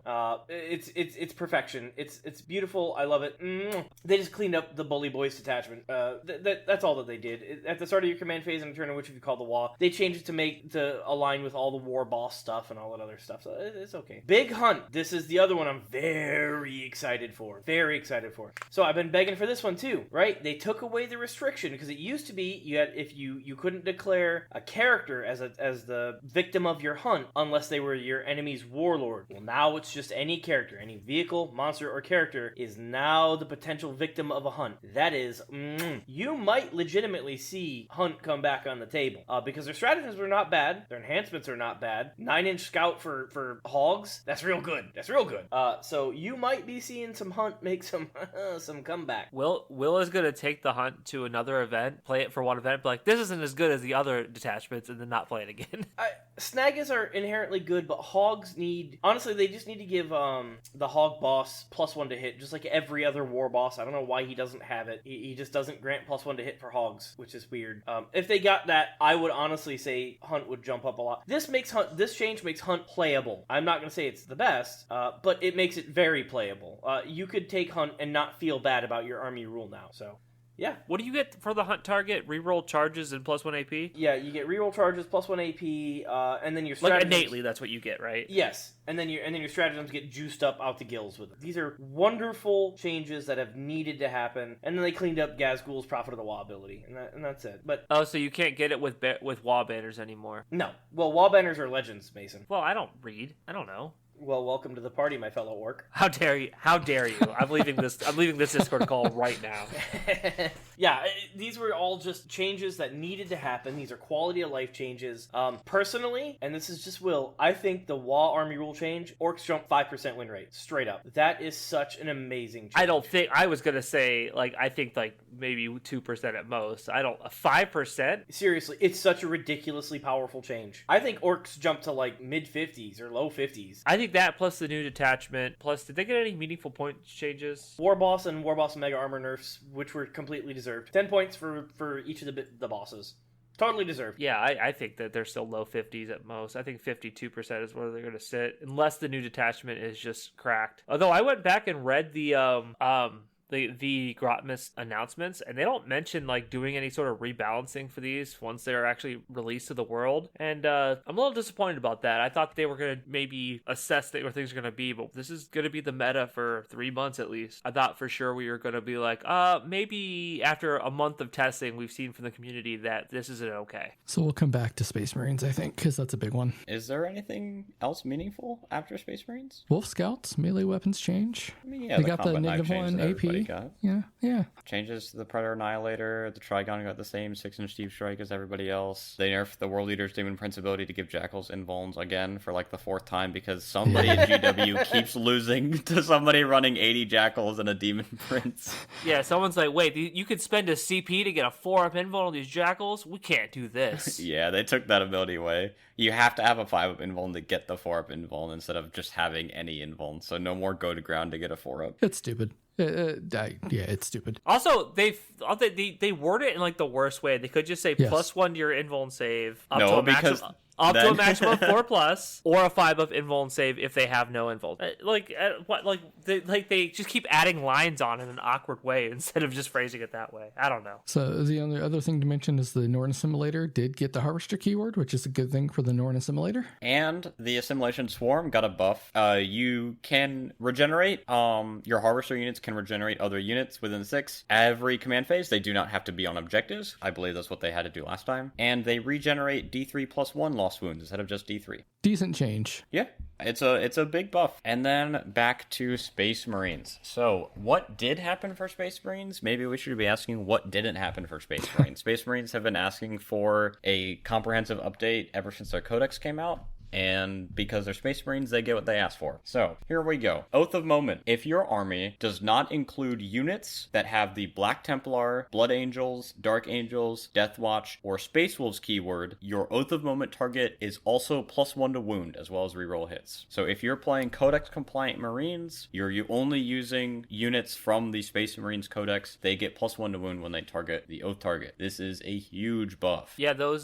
Plasma Inceptors are wounding vehicles on 4s now. Yeah, aggressors wounding vehicles on 5s with twin linked, plasma aggressors on 4s with twin linked. Pretty much anything that has twin linked or access to reroll wounds loves this. Even eradicators like wounding vehicles on 3s or 4s with the Meltas. Yeah, I feel like the Ultramarines Vanguard is a little bit back on the menu with this change alone, and there's a whole lot more red here. Back on the menu? It was never off the menu, Mason. I think it was off the menu for a while, but that's just me. I think that the best Space Marine lists at WCW were Vanguard, so... Yeah, that's That's true. Okay. Yeah, First Company and Vanguard were kind of tied, but Vanguard had 69 players versus First Company's 8. 8 people having a 50% win rate with First That's Company impressive. Task If you tell me that there's 8 players playing First Company, I'm expecting a 20% win rate. Yeah, I was like, what is that, one person, but it's 8 people got that win rate? That's because that detachment doesn't do anything. With one event win, by the way. Yes, that was the Imperial Fist, I believe. Yeah, I'm confused about that, but I think he just used Armor of Contempt the entire time. there you go. He had toilet dice, bros. Don't worry about it. Now we get into specific changes, so that's the only generalist Marine change. The rest of these are going to be specific. First off, in Gladius, Fire Discipline no longer gives you critical 5s. It instead gives you reroll advances. So, enormous nerf. I'm glad it's gone because I did not need to see another fucking unit with crit, sustain, lethal 5s rerolling hits. Get it out of here. No more. Yeah, I mean, I think it still is going to be taken, but, it's obviously a lot worse. Crit 5s and crit 6s is a huge difference. That is absolutely a fair nerf, in my opinion. The Gravis Captain got his Heavy Bolt Rifle changed to damage 3. That's kind of neat. The Infernus Marines got their AP increased to AP 1. Heavy Intercessors got their Heavy Bolt Rifles increased to damage 2, and their basic Heavy Bolters now hit on 3s instead of 4s. I have no idea why they ever hit on 4s. Because it was a heavy weapon. It just followed the default, for heavy weapons hitting on 3s, but because they're in Gravis armor, they should be hitting on. So those are the datasheet changes for Space Marines, the changes to the actual datasheets. They all take a little bit of a points increase, and I'm just going to remind you guys that anything that has combat knives got AP 1 in their combat knives, and all those units probably took a 5 to 10 point increase, but they now have, better weapons. Some of these units are going to have better rules as well, and we can get to that. Outriders, I believe they used to auto-advance 6. Our Marine player can correct me if I'm wrong. I believe that's what they did. And now they get +1 strength and damage when they make a charge move, so they can actually hit things like they're supposed to. Outriders are not bad now, in my opinion. That's a big change. Yeah, I honestly don't know if they auto-advance 6. I have no idea, because, I've looked at them, every data slate, because I have a bunch, and I'm like, these suck, and then just ignored them. Wahapedia has already updated, so it does not help me. All of the compliant chapter masters, excluding Marnius Calgar. Yeah, well, he's obviously great, so... Yeah, they now buff a respective unit's OC if you take them. So, for example, Pedro Cantor, if you take him in your army, then all of your Stern Guards have an OC of 2 instead of OC 1. Kayvon Shrike makes your Jump Pack Intercessors OC 2. That's really good. That is really good. Iron Father Pharaohs makes your Heavy Intercessors, I believe, OC 2? OC 3. OC 3, yeah, because they're already OC 2 at Battle Line. Lysander makes your Terminators OC 2, and Corsaro Khan makes your Outriders OC 3. So it's not enough to make them better than Ultramarines. Ultramarines are still the gold standard for the Marines right now. But if you're taking these characters because you want to play your special chapter, you get a nice little bonus effect. Yeah, of the B team chapter masters, Shrike is still the best in my opinion. Yeah, that is ludicrously good. Obviously, Marnie Calgar is, he puts out a lot of damage and he's really good too. So Calgar is disgusting. Yeah, I'm gonna advance and do whatever I want. I'm gonna punch you in the face with my Twin Link Power Fist. I'm gonna I fall don't back, care shoot, who you and are. charge. Oh, I also come with 2 Custodian Guards stapled onto me. I could use them to soak damage for the squad or give myself a feel no pain. I don't care what happens. Probably the biggest datasheet change, or at least the most exciting for players in competitive Marines, are to the Reavers here. So Reavers used to do something terrible where they just charged you and make you take a battle shock test, and nobody cared because Reavers didn't want to charge anything. Now, Reavers, they still make you take a battle shock test, and you have to subtract 1 from the result now. That's a buff. They also have an aura, so enemy units, excluding monsters and vehicles, within 3 inches of a Reaver squad subtract OC from their models, and that is not to a minimum of 0. So if you're familiar with Admech Skitarii Vanguard, it's the same aura. It's a fantastic ability. It essentially changes them to battle line, or it makes it so if they get charged by anything with OC1, you just don't contest the point at all. If you leave 1 Reaver alive and you have your 5, Space Marine Scouts that are OC1, or, whatever that's OC1, they just don't get to take the point from you. And then Reavers get the upgrade to their combat knives so they can actually skirmish a little bit. I think you're going to be seeing these for the first time in ever, if I'm remembering correctly. I don't think they've ever been playable. I think that some people were testing them. I think I've seen some buggery online about people talking about how these are pretty good because they let you you scout, you can charge turn 1, etc., etc. But now they're legitimately a threat, right? I mean, you're like 5 guys getting 20 attacks at AP 1, damage 1 with precision. Like you can +1 to wound. +1 to wound if you're an Ultramarine or another one, I guess. Probably an Ultramarine. These guys are legitimately a solid threat right now. The other exciting change here comes to the Stern Guard veterans. They get their old ability back. So at the start of the edition, they rerolled wounds against the Oath target, or they got +1 to wound against the Oath target, I should say. And now it has been changed to reroll wounds because you already get +1 to wound in the new version of Oath. And rerolling wounds when you have devastating wounds is really good. Rerolling wounds when you have devastating wounds on 5s, if you're taking the Librarian detachment, is also really good. Like, they're just a good unit now. And that's not locked to Codex compliant chapters too. So even our Angel Brethren will be pretty good. And the last change to the Space Marine datasheets comes to Mr. Roboot Gilliman. It is a enormous buff to him as well. He previously had like a lot of the other sort of Primarch type characters. You had 3 abilities and you got to pick 1 every command phase. He now gets to pick 2, which essentially can read as you get 2 Oath of Moments, and every turn you can use a stratagem for -1 CP within 12 inches of Gilliman. So that's 10 CP over the course of a game, and you have an additional Oath of Moment that now also gives +1 to wound. He takes a 60-point hike in compensation for this, but he is absolutely auto-include in any army that's running Ultramarines. He's going to be a monster, man. He's so juiced out of his gills, man. It's ridiculous. What was his third aura ability? Does it mean anything? An aura of +1 OC and reroll battle shock and leadership tests, which is usable like once a event. Like there's going to be one turn every now and again where you want to use it to flip a point, but generally it's going to be free strat and extra Oath. Yeah, because he can walk through walls. He's a lone op. Is he Primarch's 18-inch lone ops or 12 inches? 12-inch. So you can put him with an actual lone op to just make like the binary star system of lone ops, because he has to be within. Yeah, like if you put him next to a combi lieutenant or something, they just give each other lone op. Yeah, I might need to pick up a Gilliman. I don't know. I ordered one last night. You meta chasers, disgusting. I have a lot of Marines. I just didn't have him. So yeah, Marines are huge winners from this data slate. I don't think it's particularly contentious to say they were the biggest winners from this update out of every army. And they were already doing fine. If you were playing Vanguard Ultramarines, or you were playing Gladius Ultramarines, or you're playing, Gladius Dark Angels, they were doing well enough to win events. And now they are going to be a top 3 army in the game. They're not going to have that reflected in the win rate because they're still Marines, but I don't think anybody can argue that they're not one of the 3 best armies in the game right now. I'm really curious to see how the meta shakes out over the next couple of weeks once all the detachments are out, all the changes that have been happening, like first weekend in January, I guess. I really want to see what the winning lists are and how many of them are these Christmas detachments, not counting the new codexes we'll get next year. Hopefully the rest of them, we'll see. And then we can speed through the points real quick because we've mostly been talking about them as we go. They finally figured out how to add a parenthesis and numbers next to the points change. Yes, they finally decided to enlighten us into how many points they actually changed us with. They graced us with the knowledge of the change instead of making us figure it out ourselves. We have the technology. It literally took like half as long to go through these point changes because of it. Like it saved not even so half. much. Yeah. It used to make me wait 3 hours for Goonhammer to tell me how much they changed. Yeah, and now I can actually look at it when it drops. Sisters, the Castigator went up 10 because the Castigators went in every list, and the Exorcist went up 20 because GW hates indirect. Fair. The extras going up, I was fine with that.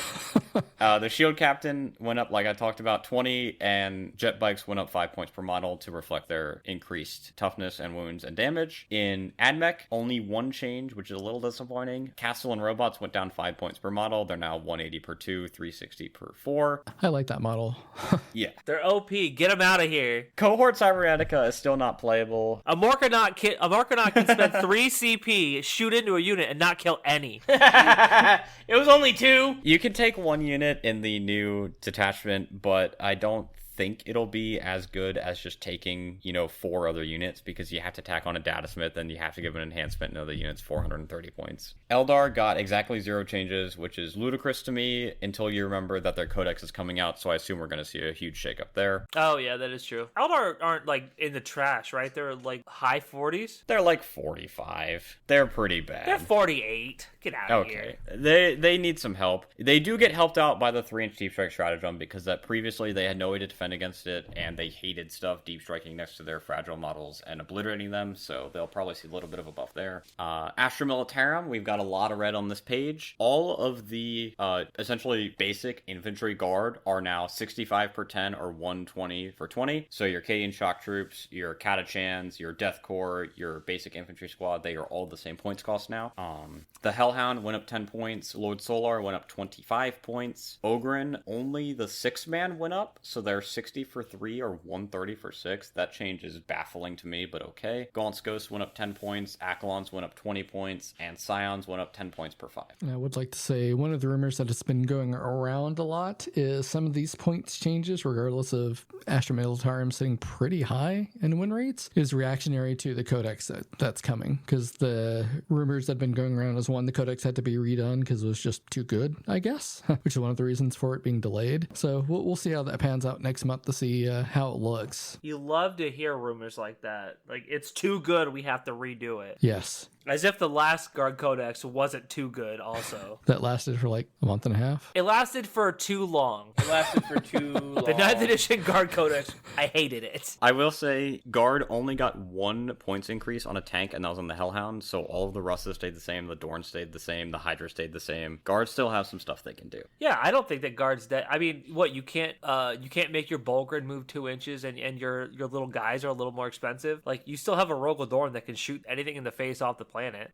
Black Templars, the Repulsor and the Repulsor Executioner went down 10 and 5 points respectively, so they lost their points increase for the extra multi-melt that they get. Blood Angels, Mephiston went up 10 points, completely fair. Sanguinary Guard went down 5 points for 3, also completely fair. So if you were running both of those, your list is net neutral. And then the enhancement for Sustained Hits 3 on your Captain has gone up from 10 points to 25 points. That was ludicrous at 10 points. I have no idea why they released it there. Somebody finally looked at the points cost they wrote. Mephiston, I still think, is a steal at 135. I think that he's ridiculous still. Yeah, he slaps real hard. And he's tanky. For Feel No Pain. And he's tanky, yeah. Like, I don't know. I can't believe he's not 155, to be perfectly honest with you. Chaos Demons, we continue to throw the dartboard at things. We get to the demon section and we say, okay, 2 of these 40 units need to change. What are they going to be? So we have 1 points decrease on Bloodletters and 1 points increase on Screamers. The Screamers one matches their new weapon profile, and the Bloodletters is the obligatory something needs to go down. Which is weird, because Bloodletters, it was the Khorne lists that were winning tournaments, like when they did win, because you just take 10 Bloodletters and you just you didn't take Bloodletters. You took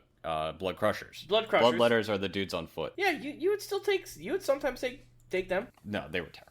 No. They don't do anything, Will. When they're completely juiced out of their gills by 3 Blood Thrones, yes they do. You didn't use Blood Thrones to juice them out. You used Blood Thrones to juice up Blood Crushers. I'm saying you typically had both. That's not an issue with the Bloodletters, obviously. Like, anything that has +1 strength, +1 attack, +1 damage, +1 AP is gonna kill things. No. Like, it was +3 strength, +3 AP, +3 damage. They have dev wounds on their weapons. You definitely saw Bloodletters in their lists. Also, they don't have dev wounds. What?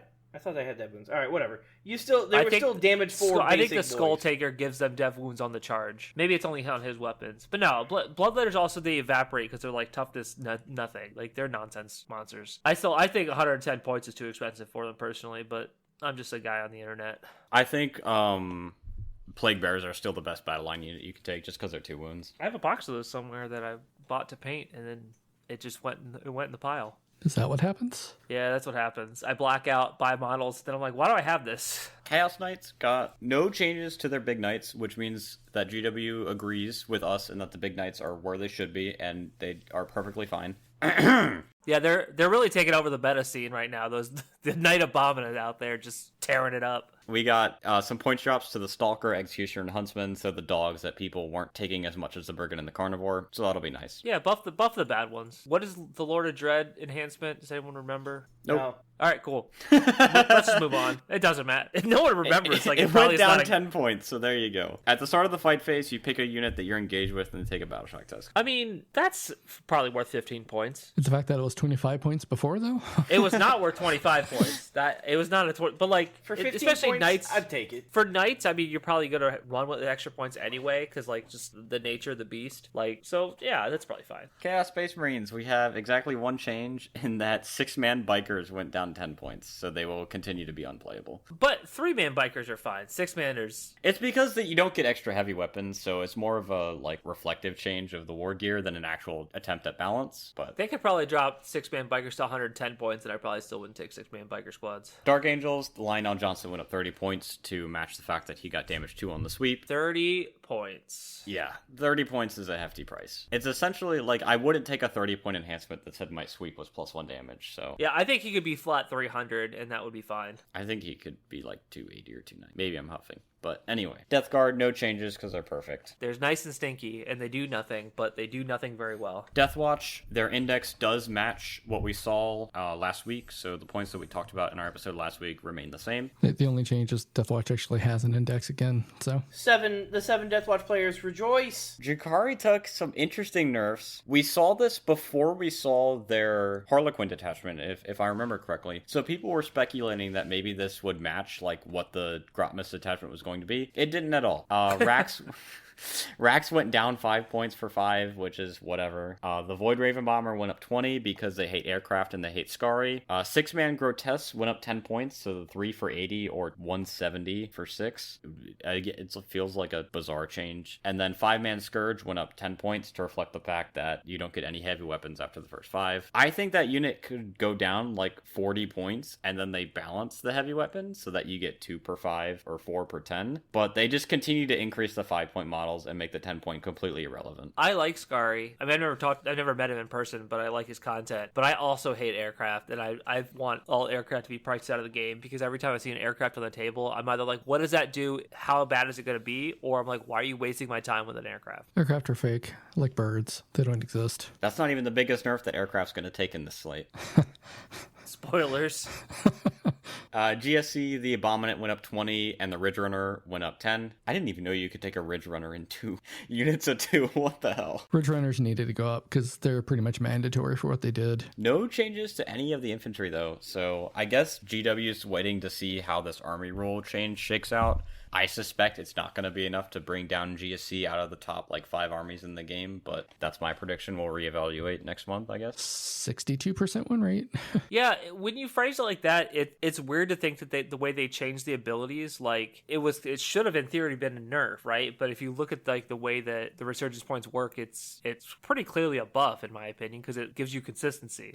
I don't know if it's strictly a buff, because there were games where you would just roll those units back anyway, but it's definitely not a nerf in the way that GW thinks it was, right? If we look at Sisters, they nerfed their army roll, and they nerfed across the board. They just obliterated the army. And then they gave them point hikes. And then you look at GSC, and they didn't nerf anything at all. All they did was change the army roll. They didn't nerf any stratagems. They didn't nerf, strictly anything else. And they gave them the same, 2 units on points increases. So GW clearly thinks that, GSC and Sisters are on the same balance level, and they're worlds apart right now. Yeah, they really turned Sisters into actual martyrs, didn't they? Index Grey Knights, the Nemesis Dread Knight went up 5 points, which is the most hilarious change I've ever seen. They took an entire index and changed one model by 5 points and called it a day. It's worse than ignoring the faction. And the model's still going to get played. It's just a little hey, we remembered you're here. Screw you. Speaking of screw you, Vindicator Assassin went down 25 points. Woohoo! This will surely make it good enough to bring, right? No. Imperial Knights. Imperial Knights, the Helverin and the Warglaive both go down 10 points, which is what? Why? I mean, I get that Knights were not insane, but did they need an extra, 50 points in their list? Yeah. Because now you can bring a Vindicator Assassin? I don't know. Well, if you were already bringing a Vindicator, now you get 75 points to your list. Oh. I can read Draxus for no reason. Leagues of Votann, the Thunderkin went down 5 points for 3. It's not going to change any of your list in any substantial way. Like, they weren't getting squeezed out because they were 5 points too expensive. Let's be honest. Yeah, I mean, it's the same 4 models in every list. Leagues of Votann also did suffer from that armor contempt change, so their land forts with void armor are going to be less tanky. Oh, no. But they're still going to be doing pretty well. Necrons? Fuck every Satan except the Deceiver, apparently. Yeah, I have never seen that model played. I couldn't possibly tell you what ability it is. But Necrons did get the most comprehensive look at their codex out of all the armies that got point changes. Like Michael said, all the Catan went up 10 points except for the Deceiver, and then the Royal Warden also went up 10 points. He's the guy that lets you fall back and shoot. And then the Hexmark Destroyer went up 5 points. That's the cheap blown up with Deep Strike. In exchange for all this, they get some pretty tasty points decreases as well. Did they need them? I will let you be the judge of that. My opinion is no, but we got them anyway. So Canoptic Race went down 10 points for 3. GW decided that we've gone too long without Canoptic Court being really good, so they wanted it back. Necron Warriors, they went down 10 points on the small unit, so a 10 man is 90 points and a 20 man is 200. Ophidian Destroyers, I have no idea what these guys do, but they went down 10 points per 3. They're destroyers with deep strike. The end. Perfect. The Plasmancer went down 5 points just because, again, we wanted to make these fringe Necron lists like good again. You know, Plasmancer with Immortals or whatever. That unit apparently wasn't good enough. Speaking of Immortals, the 5-man Immortals went down 5 points. And then to wrap it all up, the Ghost Ark went down 10 points. All of these units were like playable, I'm pretty sure, except for maybe the Ophidians, but they got better. So I guess Necrons needed it in somebody's opinion. I'm not going to name names. Jim Necron obviously wanted a buff. And he wrote his friend's James Workshop. We'll just ignore that and let that sit with no comment. Good. Yeah. Clip that at the beginning of the episode. That can be our tag, our hook. Jim Necron writing into GW to skew the meta. You can make that the title. No, because nobody's ever going to Google that. I was like, who the hell is Jim Necron? What is he talking about? All right, Orks, like Will said, the War Bosses went up 10 points. Completely warranted. They were one of the best characters in the game. Space Marines, a lot of these changes are going to reflect the updated data sheets that stuff got. So the Infernus Marines went up 10 points. Heavy Intercessors went up 15 points. That feels a little steep to me. Marnius Calgar went up 15, completely warranted. Inceptors went down 10 points per 3 to mark the change to their Deep Strike ability. Reavers went up 5 points. Guilliman went up 60, like I said. Scouts went up 5 points. Sternguard go up 10, and Ventress goes up 20. Yeah, I think that Sternguard might be worth going up to 100 for 5. I still think it's a little steep for them. Scouts, Guilliman, Ventress, Reavers, and Calgar definitely should have went up. I think that the Infernus Marines and the Heavy Intercessors probably didn't need to go up as much as they did. I think 5 guys with AP1 Flamers, I don't know if that's worth 90 points in my opinion. Yeah, I think they could have stayed at 80 for sure. Heavy Intercessors, I had heard talk, I hadn't seen it, but I had heard talk that Heavy Intercessors were interesting at 95 for 5 just because they were kind of durable and they were battle line. They probably could have stayed at around 100, but we'll never know, I guess. Yeah, I think that they were like right on the cusp of being cool in my opinion. I thought that they didn't really do enough to justify their points cost. Now they do a little bit more, but now they cost a little bit more too. So they're probably still going to be in that like, well, maybe, but no. Yeah, if somebody like forced them into my army, I wouldn't be mad about it, but I would never put them in willingly, I guess. Yeah, you're not actively nerfing yourself for sure. Space Wolves, the Wolf Scouts, and the Wolfen both went up 5 points for 5. I don't know why. I guess GW wanted to change something. Tau, the only change is that the Tiger Shark went up 50 points. GW, like, forgot to put it in Legends in the Codex, and now they're desperately trying to rectify that mistake. Does it do anything? What does Yes, it do? It's got 2 railgun shots and 8 cyclic ion shots. It's essentially 2 hammerheads strapped together that also have cyclic ion blasters, and it was cheaper than 2 hammerheads, so that's why it was being taken. But it's a plane, so you can see over everything. Which is good, because it had railguns. It was used in teams a lot. It was really good in But teams. you also can't hide it. You don't need to. That's true. It shows up, shoots once, and then dies. Or if you're fighting orcs, it shoots the whole game. Well... unless you have flash kits now, which Yeah. Fun fact, it has a transport capacity of 12 tactical drones, and the tactical drones are legends. yeah, they definitely just like, we gotta get this, we don't want people to put this on the table, get it out of here. Thousand Suns got no changes, and they also got no updates in the data slate besides the general change to the Predator, so I guess they're just waiting to see how that army shakes out. Mutolith is still 160. Yeah, I mean, that's interesting, but interesting, like the silence is what's interesting about it. It definitely feels like like Thousand Suns aren't where they're supposed to be, but GW has sort of like run out of ideas on how to fix it. Tyranids, we got some points decreases here. There's no red, only green. The Trigon goes down 20 to reflect the nerf to his deep strike ability. Both of the Norns go down 15 just because they were a little overcosted compared to something like a Tyrannifex. And the Tyrant Guard go down 5 per 3, which is actually a decent, like, is it really insane? No, but at the same time, 160 for 6 guys that I believe are like T6 4 wounds are kind of good, just as like a raw stat line. Yes, they are, like, Tyrant Guard are no longer bad. If you pull them up, They are T8 4 wounds. Holy smokes. they're thick lads. Their offensive capability is not the best, but it's okay. That's a lot of very thick lads that can just kind of like stand there and be like, what are you gonna do, mate? What are you gonna do, governor? Can they get an invulnerability warrior detachment? I wish I had Alex here. I don't think they can. I don't think that they can. I think the assimilator will see play because of the harvester keyword add. The emissary, though, still seems overcosted because it seems like a useless model to bring. From my limited experiences playing against it, I should say. No, I agree with that. Last up, World Leaders, nothing. Nothing. So they got a nerf to their Demon Prince and went about our day. Perfectly balanced. Yeah, gotta kick us while we're down, I guess. We're angry and down, but we're still down. Oh, shut up. Overall, I think Codex Marines, big winners, and Sisters, big losers. Everything else got various flavors of minor wins to very minor losses. I don't think anything really lost anything besides Sisters this update. I will say,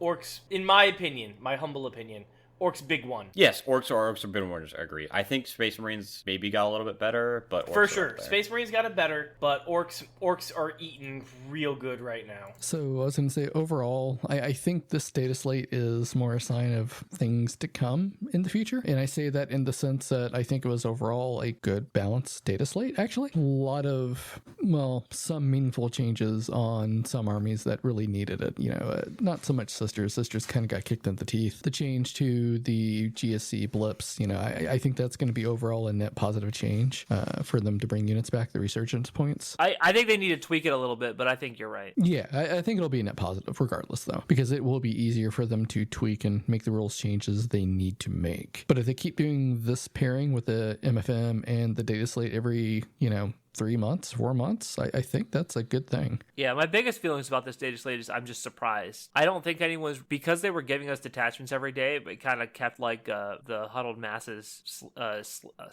kept us calm a little bit. I think that I was expecting a data slate in January after they kind of figured out where everything was going to sit. But maybe they had all these indexes, they probably already have all these indexes written out and kind of know what they're going to do. So maybe they just think this is what they were going to release anyway. I think this update felt a little bit rushed, in my opinion. I think some armies got a bigger look than other armies. And this is not my original opinion. This is something that I've heard other people say and I agree with. If you look at something like Necrons, or you look at Imperial Guard, or especially Space Marines, they got what felt like a comprehensive look through the codex, and they made targeted changes at things. And then a lot of the other armies, it just felt like they got ignored. Like they didn't have time to look at it, or they didn't want to, or whatever. So I'm not complaining about any of the changes. I give this update generally, I think, B+ rating, but it would have been nice if everybody got that same sort of fine-tooth comb looking at their codex or their index or whatever. I understand that with the time constraints, it's been only a couple months since the last update. Maybe they just couldn't do it, but it would have been nice if they could have. The one unpaid intern, ain't no way he's got time to do that. He's not buying food, so obviously he's got plenty of time.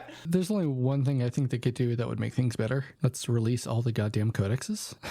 So we're like a year out from the edition ending and half the codexes aren't out yet. I mean, come on. This still bugs me a lot. Maybe someday. I'm actually with you. I think release the stuff up front, balance as you go. Instead of keeping the hype up with the codexes, keep the hype up with new missions, new mission packs, new terrain layouts, that sort of thing. And I get not everyone's a competitive player, but competitive players, as we've seen, are the ones driving the changes to the game. If you have a healthy competitive scene, your casual scene will do better as well, because you get two casuals that show up. Hey, who wants to play on Discord? They put it out into the Discord, 2 people show up. If you have 2 relatively balanced armies with 2 nublets that just bring whatever collection of models that they have, if their armies are relatively close in strength because they're looking at balance via a competitive standpoint, then you are much more likely to have 2 people that have positive interactions and will continue to play the game. To tack onto that, though, to your point, if you want to play play the game, and if you want to be a meta chaser, use our affiliate link at warpfireminis.com to buy whatever army you want to buy that's really good at the moment, and give us a little bit of that cut that's at no cost to you. It'll help us pay for the episodes to be edited and any other miscellaneous things we need. So yeah, if you want to meta chase, if you want to buy the best army, which GSC is obviously the best army right now, so go out and buy all the GSC stuff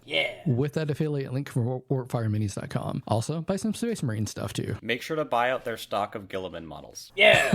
Yeah, buy them Everyone all. needs 4 Gilliman, obviously. So final thoughts? I'm so happy. This Balance Slate and MFF, this has made me ecstatic as an Orc player. My interest in the game is completely renewed, because I'm sure Mason and Preston and Michael can all tell you I was feeling a little disheartened. Orcs felt awkward to play, kind of unpleasant, and I'm very excited to get back into them. I'm excited to have more than one detachment to play eventually. That's my goal. So end of this month, I will have a second detachment I could possibly play. It's going to be a Jackal detachment after they've nerfed the Demon Prince for the 5th time. They're going to nerf him again when the detachment drops. Give me a reason to play 60 Jackals. Give me a reason to play 60 Berserkers. Give me a reason to put those models on the field.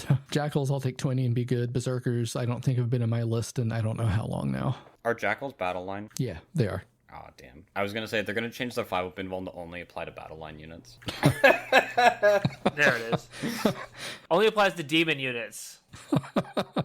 That's sad. So a couple of us are going to a pretty decent sized teams event next year, and this is probably going to be unless we get a data slate in January, this will probably be the data sheet that applies. So I'm trying to figure out what army I should play that is best going to suit the team, because I'll need to start getting rushed with it. And I kind of don't want to go back to the Space Marine mines, but Space Marine changes are really tempting for me. So I don't know. I got some thinking I got to do in the next couple weeks, because I really got to start doing my hobbying and whatnot. Still got a lot. We got, what is today, the 15th? So we got, 15 days of detachments left at this point? 10. I Yeah, think they end on Christmas. Oh, they end on Christmas? Okay. We're getting our 4 demons tomorrow. Then we've got Blood Angels, Space Wolves, Votann, Sisters, Tau, World Eaters, GSC, and Templars. So 3 more Marines. It's so funny you talk about the teams event, Mason. I'm actively going to hinder my team, because I'm only going to play Orcs. Why do you think that's going to hinder us? Oh, I have no idea if it will. I'm inflexible. Unless unless we had 3 people just like you who wanted to play Orcs, that's the only reason that would hinder us. Orcs are pretty good in teams, I think. You know what? I'm happy to hear it, because yep. Yeah, we're not gonna pair you into the open table against guard, because that would be. Well, we would have if he could still call a defensive wall. Oh, yeah, God. you can't call a defensive wall anymore, so now you're cooked. It's over. All right. So I think that's good for this episode. I don't think we have anything else we really need to add. Just as a little housekeeping for anybody who actually listens, this will be the last episode till the new year. Our next recording date's going to be on the 5th of January, so the episode will be out after that. We're going to take a little break for the holidays and catch up with everything else going on. And at that point, we'll have a lot more detachments to talk about. And hopefully we'll have some preview for the Adari or Guard Codex at that point. So we'll see what comes out. Otherwise, email us at openplaypodcast@gmail.com. Join the Discord, links in the show notes. There's a TTS league that's starting next year as well. You have to be a member of the Discord to join. And so you brought in a few more people. We're also running that with the folks at Gym. So we'll have their members playing in the tournament as well. It'll be a good time. If you need to buy models, go to warfarminis.com using our affiliate link, which is also in the show notes. No cost to you. Gives us a couple of % back on the sale, and you still get to enjoy the very large discount Warhammer Minis actually gives you for buying new stuff. I think that about covers everything. Hopefully everybody has a good holiday if you're listening to this before Christmas. Have a safe new year, and y'all have a good night. Later, boyos. Happy holidays. Thanks for listening.